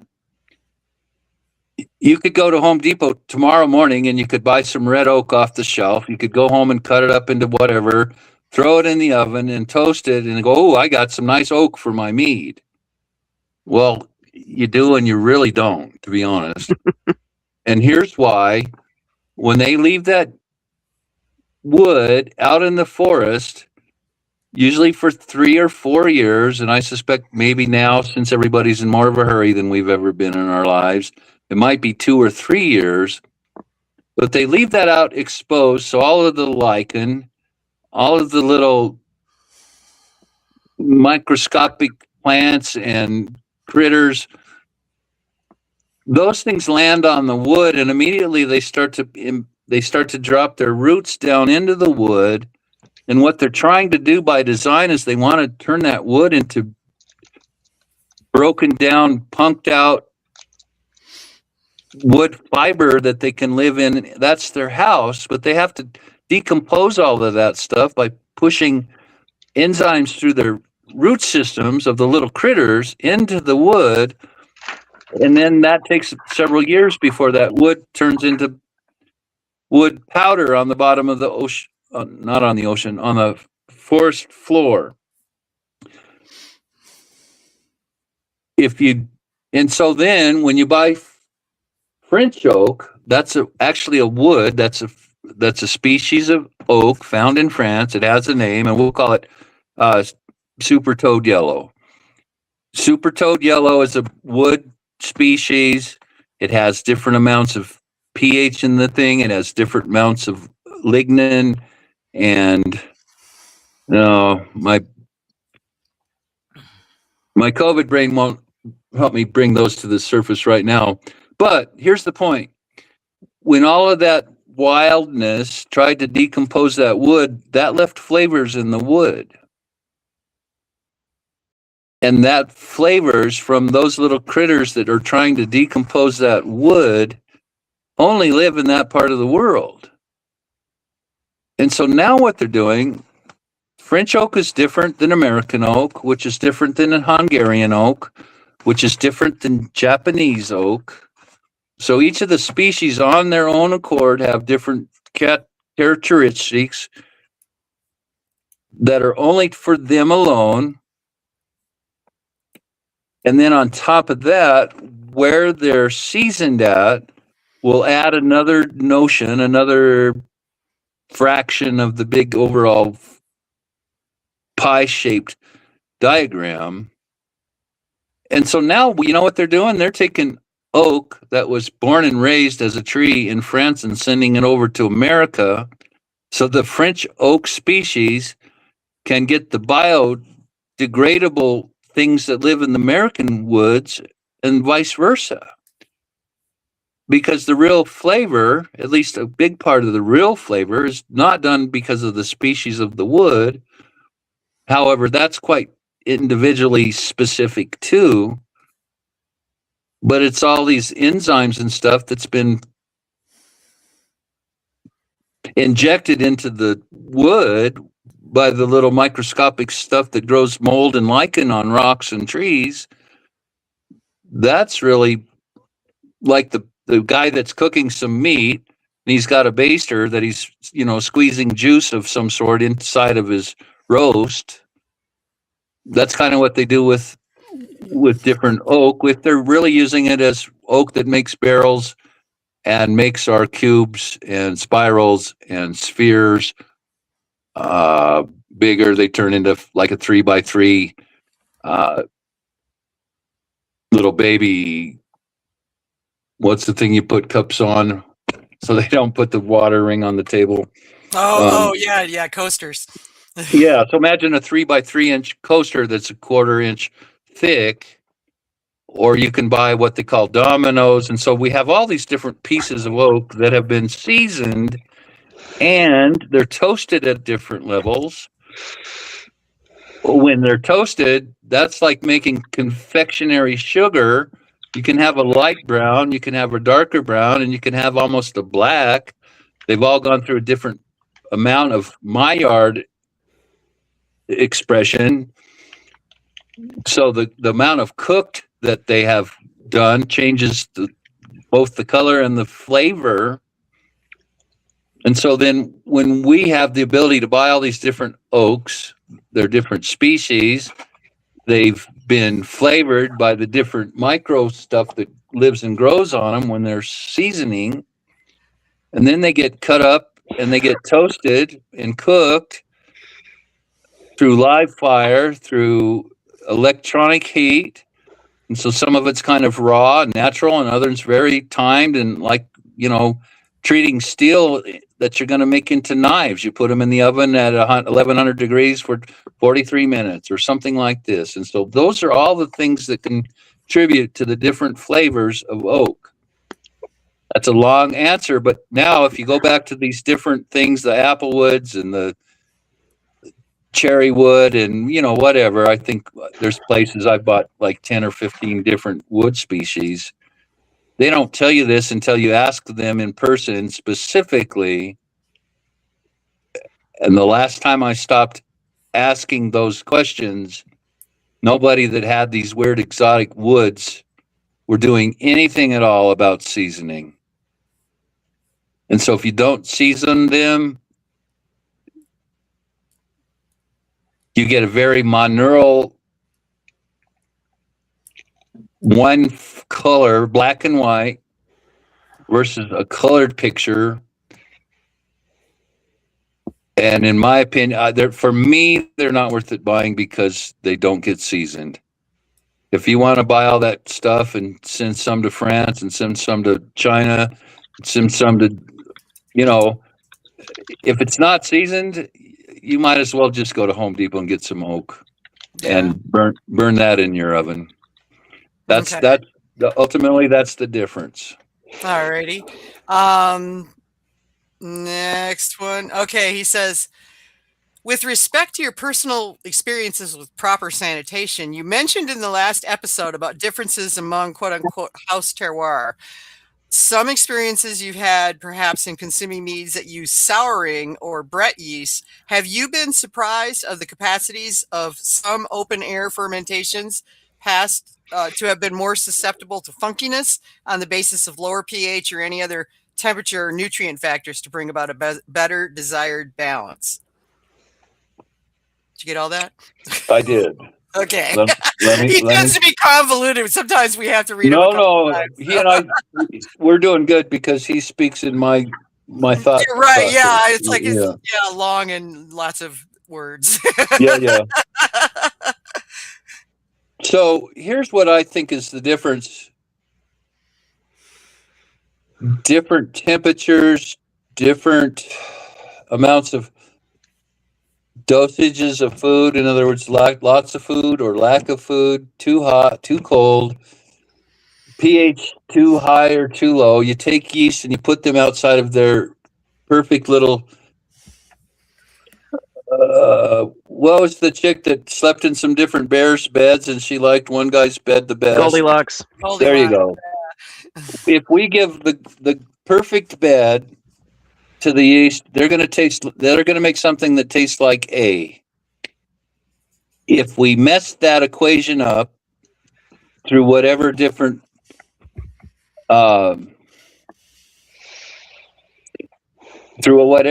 channels you want to mess that up, they start throwing different esters. The flavors, the smells that they produce change based on the parameters of the house that they live in.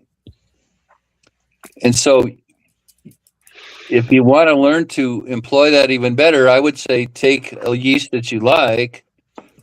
And I've done this tons of times with tons of different yeasts and tons of different ingredients in my meads or wines or beers. But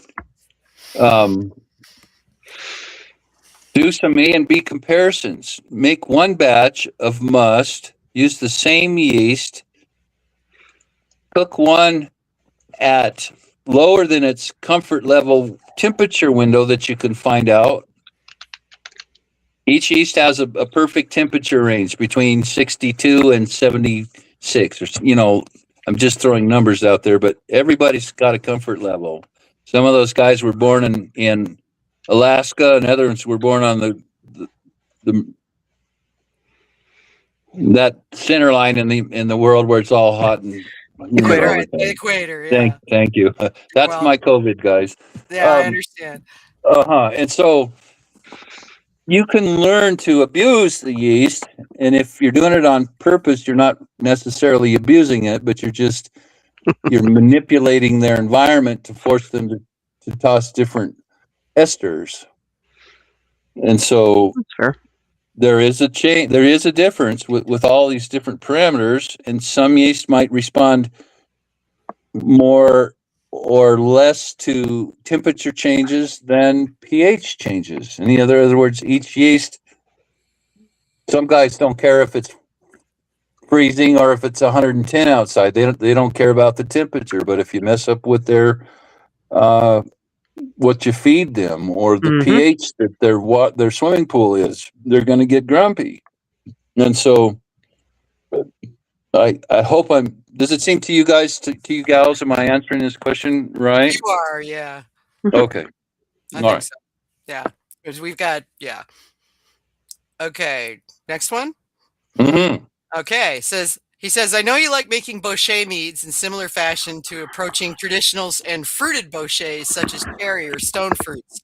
Are there reasons to which the more berry boucher or melamel/combo bouchers are seemingly less approached compared to the more tannic, complementary, or dark fruits in your repertoire?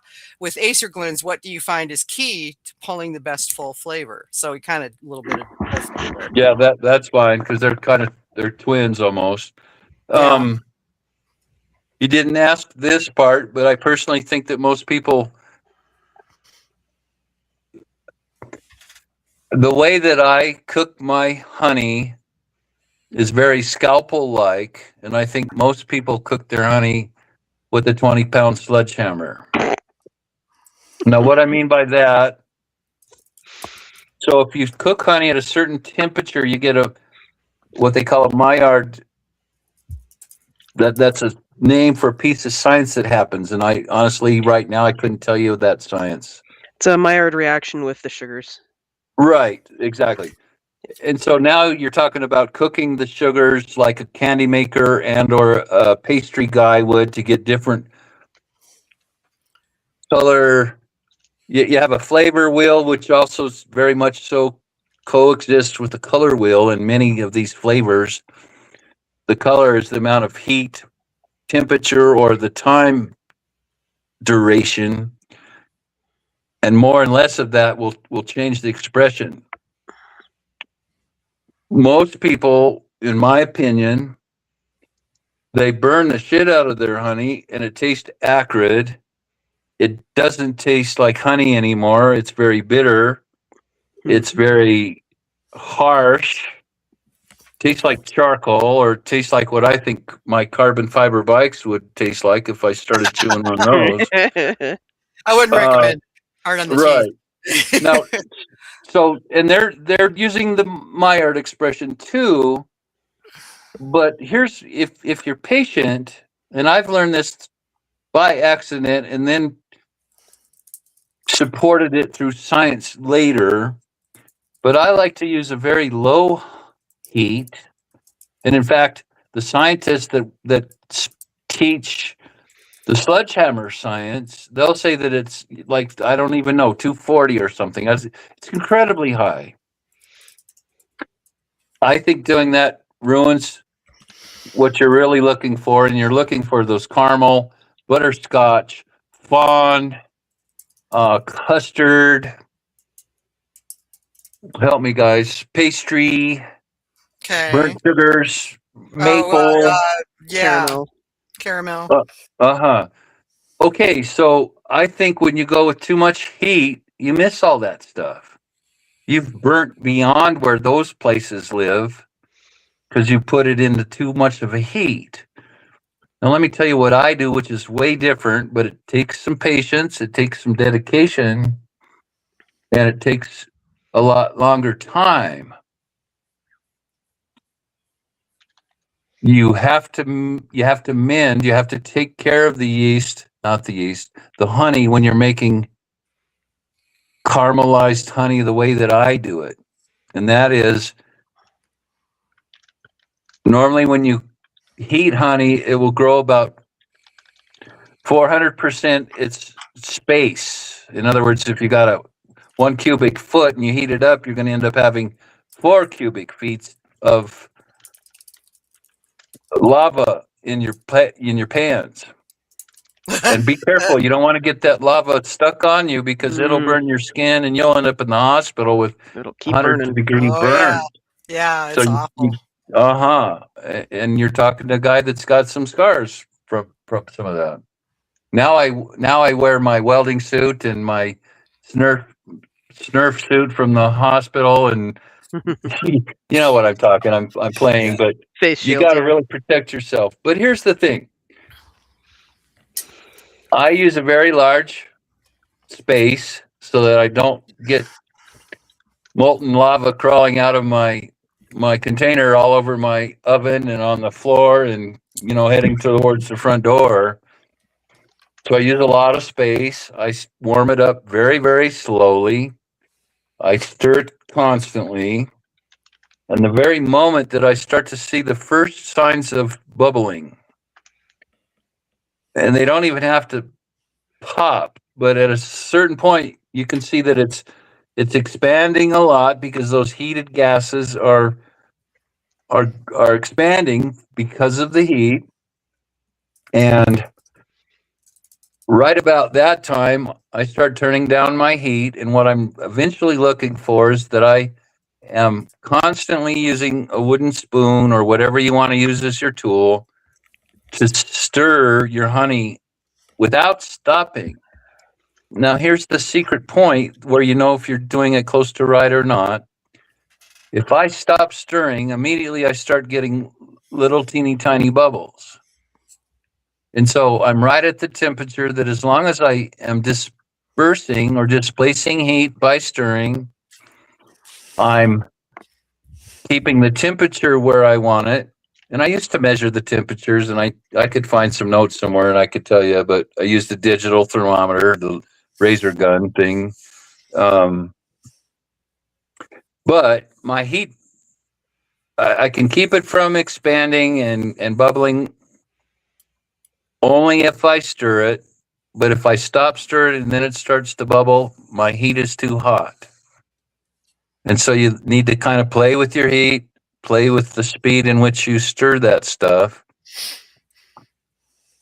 And eventually you've cooked all the little bit of water that's in honey. There's almost no honey at all in water to begin with. That's why, the gravity is Water and honey, you mean? yeah, but there's gravity, there's water in the honey. And the gravity of honey, pure honey, is way more than water, right? But even so, there's a little bit of water in honey. Mm-hmm. But it's such a dry, barren wasteland that's why they found honey in King Tut's tomb that was still eatable because there's not enough moisture in there to support life. Yeah.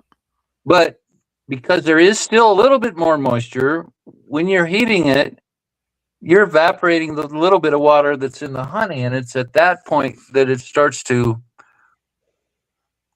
make some changes. And even though I'm probably 60% below what the sledgehammer science will teach you, there's another science that says, and I've proven this 100 times, you can get all those pieces that you're looking for by going a much lower temperature and a constant stir.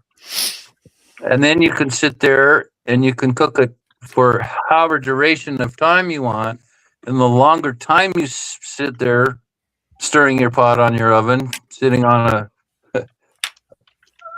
a bar stool, or you're camping out there for a while, the longer you stay, the darker that becomes. The confectionery sugars that start out as coconut and caramel and butterscotch start to turn into the darker side of the flavor and color wheel. Mm-hmm. But at the end of the day, you still have gotten the same results of the Maillard piece without beating the shit out of your honey with the sledgehammer. And that's where I think the real flavors that we want to use comes from, is in those lower temps at a longer duration than.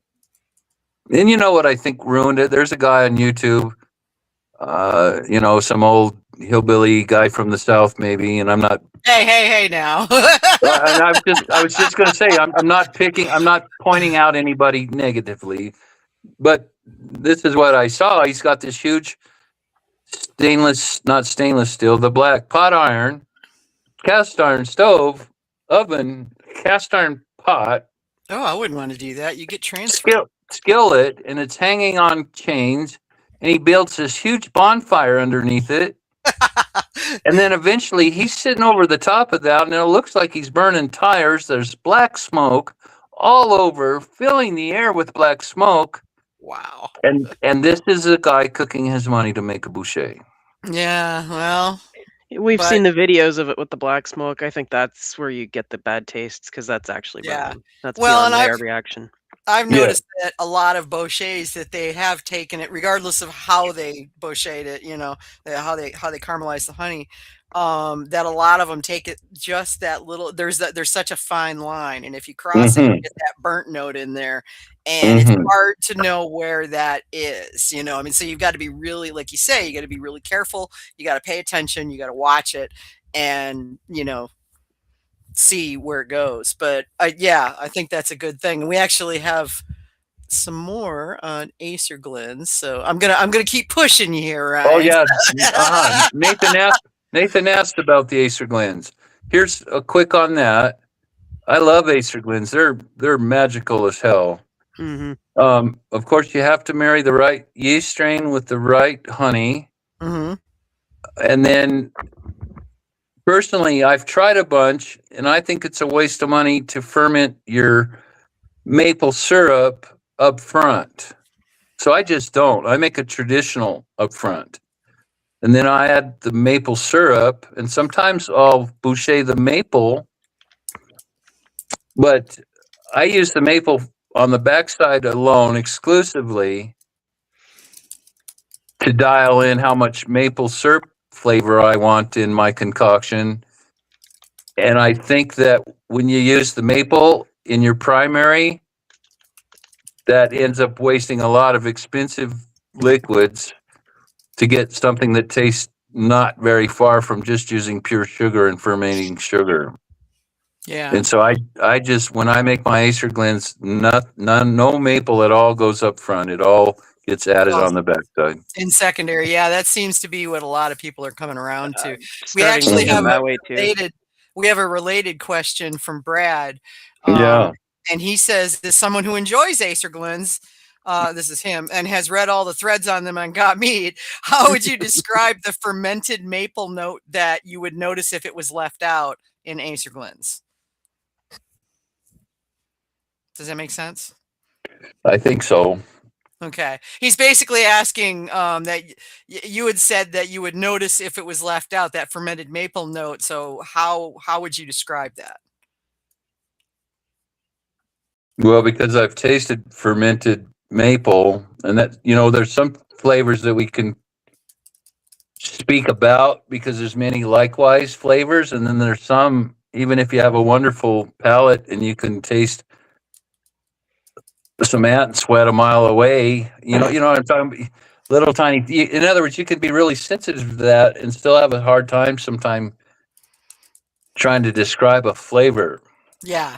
And it's And subjective too. So. Yes, of Yeah, course. sometimes it's down to the vocabulary as well. Yeah. Right. Yeah. I Right. find myself lacking vocabulary sometimes for that stuff. Well, I think we all do, because when we're making meads, a good part of that lives in the spiritual world, and so then we're trying to describe things with a physical tongue that really sits on a heavenly platform, right? And so, and that's the wonder and the beauty about making mead. Some of the stuff is you just can't hardly describe it, and it's heavenly. It's beyond human. I've had a couple of good ones, and yeah, it is. Mm-hmm, mm-hmm. It's sublime because it doesn't. It's not like syrup. It's not like maple. Right. It's more. It's a thread. It just kind of wends its way through the mead. But describe what the flavor is. Yeah. So right. And what's this guy's name? Brad. Yeah. Hi, Brad. Sorry. I would suggest this: if you wanted to try to learn what that tastes like, just make a little bit of water and some maple and ferment that alone with nothing else. Run it dry, and then you could add back just enough so that it kind of makes the dry pop with some of the maple flavor. But here's the thing. No, hell. We could go on and on this. Well, no. Hang on just for a minute. Help me think. When you use sugar cane and you cook that, and then you make what kind of liquor out of sugar cane? Sap. Well, No, sap no. is what you get from maple, anyway. Yeah, but you make it in the. around the equator, and it's yeah. Maple. Yeah. Sugarcane. Talking molasses? Sugarcane. Brandy. No, rum. Yes, thank you. I didn't know you were. Okay. You Okay. said sugarcane liquor, and I'm thinking the precursor to. when Same. they- Yeah. Yeah, Sorry. Okay. That's okay. So if you know about rums, and port is the same way. There's some that are very dark, both in port and in rums, and there's others that I call them the copper kings. Mhm. Sometimes the rums look like liquid pennies in the liquid. They're very copper like. They taste entirely different than the darker colored rums. And with the ports, one's a ruby port and the other one is a Tawny. yes, thank you. That's my That's favorite. the difference. I'm a tawny port nut, so. Sure. And so that's a huge disparity of flavors from the Copper Kings to the old dark traditional styles, but they're both traditional. It's just based on, I guess. Well, the other what ones you- were a lot more molasses forward. Yes, and the other one is not so. It's Not not as so much, earthy. It's very light and easy, and the pH is different. And so those two differences express themselves incredibly differently, even though it's still the same animal. Mm-hmm. So that's how come I'm having a hard time Describing it. what it would taste without. Yeah. And I'm glad you brought that up. So that's what I would tell you. Just go ferment some maple syrup all by itself, no other sweeteners. Maybe use some that it's 50-50 water, 50-50 syrup. Make it 20-80.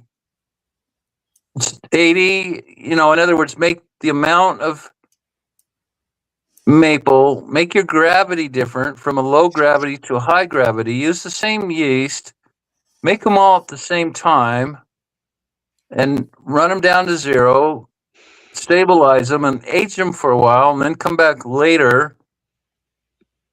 And the idea here is you want to do the same to each mead, all the way out through this entire process. But then you can compare A to B to C and to D, and that is the best way that I can tell you how can you tell the difference. Yeah. And- So and then- bench trials is what you're saying.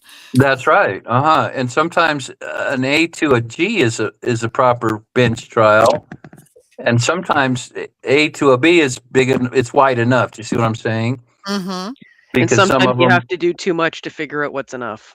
That's Yeah. right. And here's something I want to tell you about bench trials in anything, guys and girls. I remember the first time I tasted something that was overly sulfited with the newer judge, and immediately, I let them talk first, and because you're trying to teach the younger judges as you're sitting on the tables with them, Oh yeah.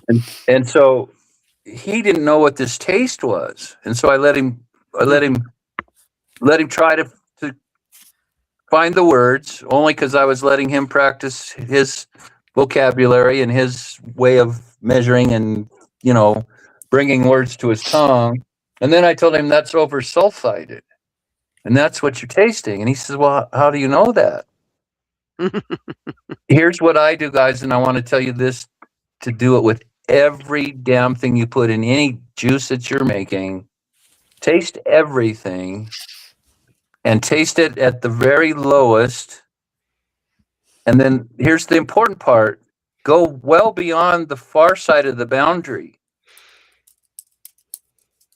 And here's what I mean by that. If you do bench trials and you get it only up to where it tastes good, you still haven't learned where the handrail on the far side of tasting good is, where you can taste that it's really bad. And so by going beyond the sweet spot into the weeds on each side of the road, you're going to learn a wider spectrum of the truth there. And that'll give you more feedback when you're tasting all the things that you put in your mead. Yeah. You should know what star sand tastes like.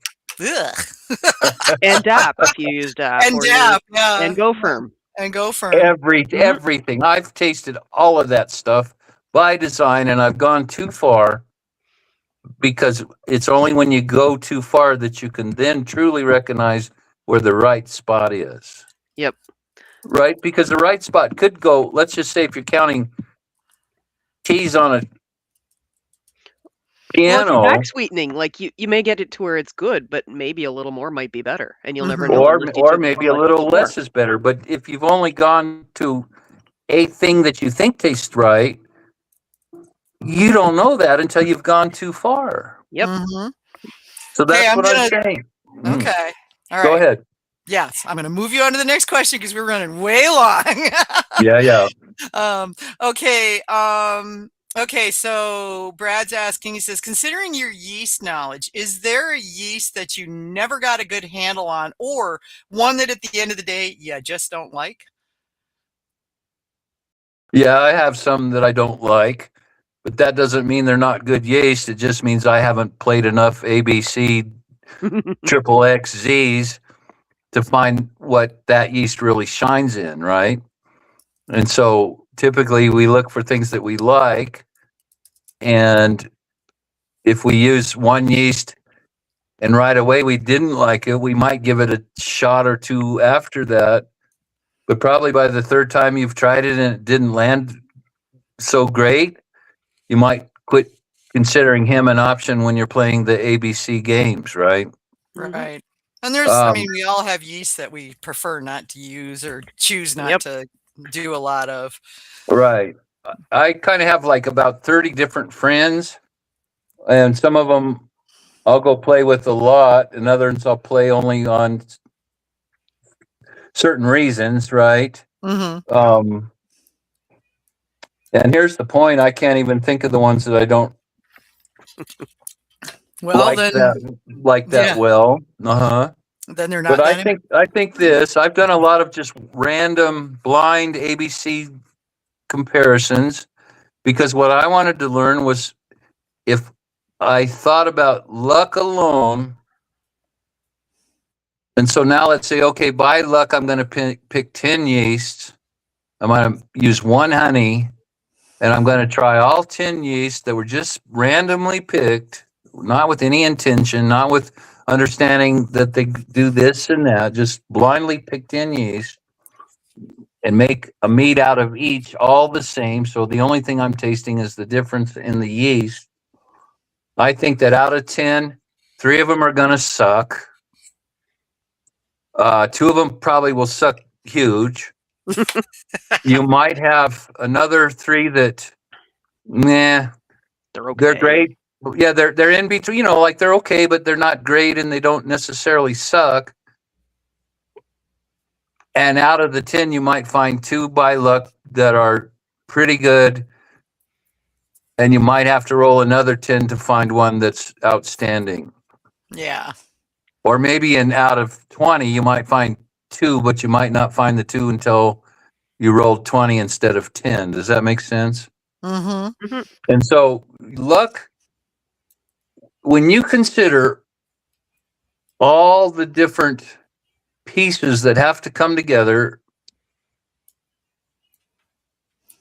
and here's really the mystery of making mead, and this is why I'm addicted to playing the recipe games, because let's just say out of all the different things that come together to make a good mead, there might be 50 of those things. The more out of 50 that you can get right, the better your mead is going to get. Absolutely. And so we were looking how bad your odds were in 10. They get even way worse at 50, right? Right. Yeah. And so making a good mead rarely ever happens to make a really good mead by accident. But the more A/B comparisons you make, the better your understanding becomes, and the better you can see things on the small, jumping inside your carboy and living in Mead City. That's really where you learn I bet my first 500 meads that I made, every one of those had 3 or 4 pieces that I was looking for to see what the differences were. So I never made a mead just to make a mead and drink it. I mean, you want to drink every mead you make, but I still throw stuff away.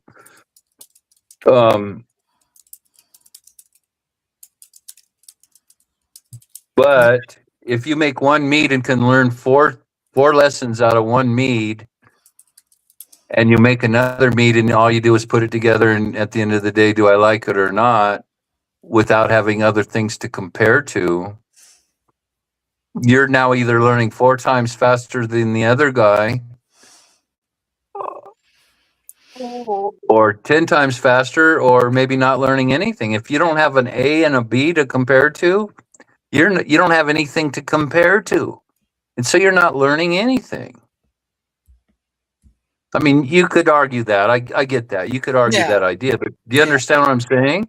Absolutely. Yeah. Uh-huh. So okay.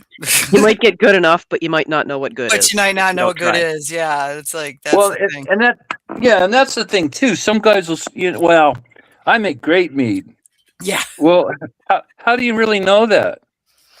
Because you make great meat. Your meats might suck, but you think they're pretty good because, number one, they're yours. I did, and your friends tell you they're awesome. Been there, done that, and yeah. Your real friends will tell you the real truth. Well, no, even my real friends didn't know at that point. Well, that's my point too. This was way back in the day. There wasn't any my real friends in the mead world who know. There wasn't the mead world. Yeah, there wasn't a mead world. So. That's my point. You have to have comparisons to consider so that your spectrum gets bigger and bigger. I had a guy a while back. He wrote in I try to be nice, but sometimes people misunderstand me or I just tick them off. And one guy said, well, meat's not really that big of a thing around my house. Okay. So I already said meat's not a very high priority where I live. And then he said something like, what made me think, well, I kind of expect that you might not make so good of mead because you haven't really made that a priority to consider something of value. And so then I said, well, maybe mead's not a good thing around your house because you don't put the care into it and you haven't spent the time to learn how to make a good mead. Yeah. And maybe if your attitude changed and you started to learn, mead could become a huge thing around your house. Yeah. But if you it's what it is. Right. Yeah. Another guy, I asked him, he said, well, I age my dirty meads for a long time with crud in them. And I don't care if you age your meads dirty. That's up to you.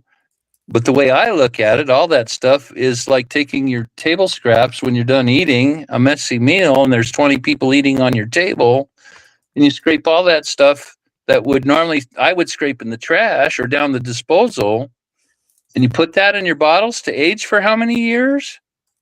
That stuff is organic garbage that's going to, over a period of time, start to decompose and add off flavors.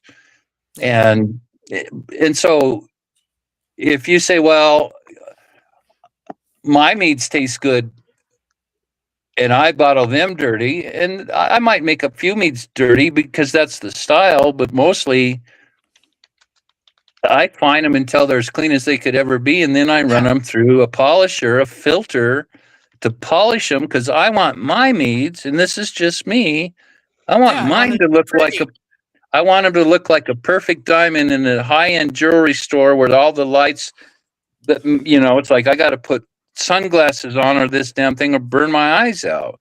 I want my mead to sprinkle like that. And for me personally, if I don't do that, I feel like I'm not giving my craft and I'm not giving the history of mead the proper respect. Yeah. That my personhood says this is what it should be like. Yeah, well, if it's worth making, it's worth making well. That's if it's worth making, it's worth making as damn well as you can. Oh yeah. And I get that. Not everything that I do is the top of my list of things to be a perfectionist at, but everything that I have a passion for, I do it to the nth degree. Everything I do. We would not have gotten that impression about you, Ryan. Never Yeah, would have guessed. right. Okay, so we're gonna wind things up because we're a half hour. Kevin would be like pooping his pants right now. We Right. need to be done now. We need to be done now. Yeah, so we're gonna have you back. You're not done, so don't think you are. But I will give you a much longer heads up. You and I will talk, and Okay. we'll schedule this out, and then you can plan. How's that If sound? any of Perfect. Brad's questions are left over, we can address them. You're next right. time. Well, yeah, there's a couple of Brad's questions we didn't get to, but we will get to them. So, but in the meantime, Well, and Brad, if you want to contact me on the hit him up on Facebook group, Brad. yeah. Yeah. And so then I just want to plug one thing. yeah. And I often wish that somebody else did this, but guys, I'm telling you, guys and gals, in 2017, Vicky and AJ and a couple other people and myself, we did an entire mead seminar that was probably, I'm guessing by the time we brought in guest speakers at the end, it's over 30 weeks. A year. Yeah. I'll pull them all. I'm pulling them all together, and we're gonna pull them together, and we'll get them as a feature group so people can track them easier. Yeah, sort of like. And what I'm saying, guys, that even though that was done in 2017, the science in there was absolutely rock solid, and there's still, in my opinion, not anything that's any better than that when you consider you can start from A at the first step in making meads and go all the way through to 100 different results at the end of the day. You guys, if you don't know that stuff's there and you want to learn to become a mead maker and not a recipe builder or a recipe follower, go spend some time over there, man. There's a ton of good information there. Enough so that you should probably grab a piece of paper and a pencil, because if you don't write it all down, you won't. You'll never remember it. Yeah. No. Yeah. I take Okay. notes every episode.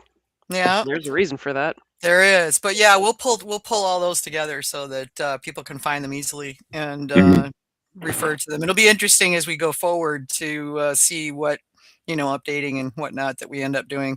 But in the meantime, thanks, man. This was really interesting. Thank you. It's fun for me to do this. I love this. Yeah, it's fun. Like I say, you're not done yet, my friend. So okay. You'll be back. Awesome. Well, you right, like it or not. All right, we'll talk to you soon, Ryan. I'll give you a shout out in the next day or two. All right, that's cool. Good night, everyone. Night, Ryan. So coming up, we've got Roger Warner from WA Meadworks. They're up in Long Island, New York on February 10th. And that's the next one. I'm still filling in gaps going forward. And just so y'all know, I'm going to be putting these up as events on the Got Mead Facebook page. So you can go there to see who's coming up. That'll be helpful to people like, I don't know, Nathan maybe, who texts me every week going, who's going to be on? So this will make it a little bit easier for folks. And that'll have all the relevant links, yada yada. So we'll be good there. Oh, God, imagine what they're going to come up with prep time. Oh, I know, right? It's kind of terrifying when you think about it. Okay, so lots of events coming up. It's cold and it's snowy, and people want things to do inside. So here we go. January 29th. Valhalla Meadery in Bozeman, Montana has live music by the Bozeman Area String Jams. January 29th, Bardic Wells Meadery in Montague, Michigan has a henna party by Bohemian Awakenings. I love henna. It's so cool. January 29th, Dancing Skeleton Meadery in Sapulpa, Oklahoma has karaoke night. January 30th, Manic Meadery in Crown Point, Indiana has paint and drink, first snowflake. January 31st, St. Ambrose Meadery in Beulah has barefoot music party. And by the way, on Sundays, St. Ambrose Meadery is doing brunches from now until whenever they decide to stop. And it's awesome. It's Cajun food. It's so good. So Cajun and mead, you betcha. And let's see here. February 5th, Dancing Skeleton Meadery in Sapulpa, Oklahoma has trivia night. February 6th, Reds on 7th in Delavan, Wisconsin has Meads and Masterpiece, mead tasting and wine glass painting. February 6th, Manic Meadery, Crown Point, Indiana, has a grown-up book fair. February 6th, Chubby Cheeks Meadery in Temecula, California, has Halo Mega Bowl LAN party. So get your gamer on there. That'll be fun. February 8th, Oh my God. Right? Yeah. February 8th, Clear Skies Meadery in Rockville, Maryland, has an acoustic jam with Mike Rock. February 8th, Drinking Horn Meadery in Flagstaff, Arizona, has a beeswax candle making Valentine workshop. February 13th, Starlight Meadery at the Honeysuckle Tea House in Chapel Hill, North Carolina, has Valentine's mead tasting. That's 2 different meaderies there. February 13th, Clear Skies Meadery, Rockville, Maryland, has a Make Your Own Mosaic Heart. February 13th, Hex Meadery in Kaukauna, Wisconsin, has their anniversary party. February 13th, Manic Meadery, Crown Point, Indiana, has Paint and Drink Valentine Animals. February 14th, Be Immortal Mead in Round Rock, Texas, has a Valentine's Mead workshop. February 14th, Southern Origin Meadery in Cannon, Georgia, has a couples painting each other. It's a TikTok trend where they like sit and paint on canvas and they paint each other. And then nobody gets to see it until they're done. So they can then show each other their paintings, which from what I understand, there's some pretty wild results there. February 18th, Lancashire Company at the Jorvik Viking Center in York, UK, has a mead tasting event. February 19th, Dancing Skeleton in Sapulpa, Oklahoma, has fiber crafting. February 21st, Monk's Meadery in Atlanta, Georgia, has Exhibition Armored Combat. February 28th, you're right. Yeah, just like you do. And February 28th, Grimsby Hollow Meadery in Middleville, Michigan, has Drink Mead, Learn Things, Anatomy of a Killer When Doctors Become Predators. I really have to go to one of these. March 20th and 21st is the Valkyrie's Horn Mead Competition in Minneapolis, Minnesota. Entries are still open, and they've raised the limit on home entries twice. So it's filling fast. It's already filled up twice, and they've had to raise the entry. This is the last raise. So if you haven't entered, do it now. Get it done. And that's valkyrieshorn.com. March 28th is Imerium Meadery in Orlando, Florida, has Bonsai and Cheers with Ellen J Nursery. Get to do your own bonsai. I was like, March 28th, Folklore Brewing and Meadery in Dothan, Alabama, has the Dothan Songwriters Festival. And April 11th, Mershon's Artisan Cider in Stoughton, Wisconsin, has the Wisconsin Cider and Mead Festival. So lots of good stuff coming on. And meanwhile, support your local or not so local meadery. You can buy mead online at shopmeads.com. And if you want to get your event on Got Mead Live, let us know at gotmead@gotmead.com, and we'll be happy to put it up there for you. In the meantime, we'll see you guys in 2 weeks when we have Roger Warner at WA Meadworks, and be excellent to one another. Night, everybody. Night all.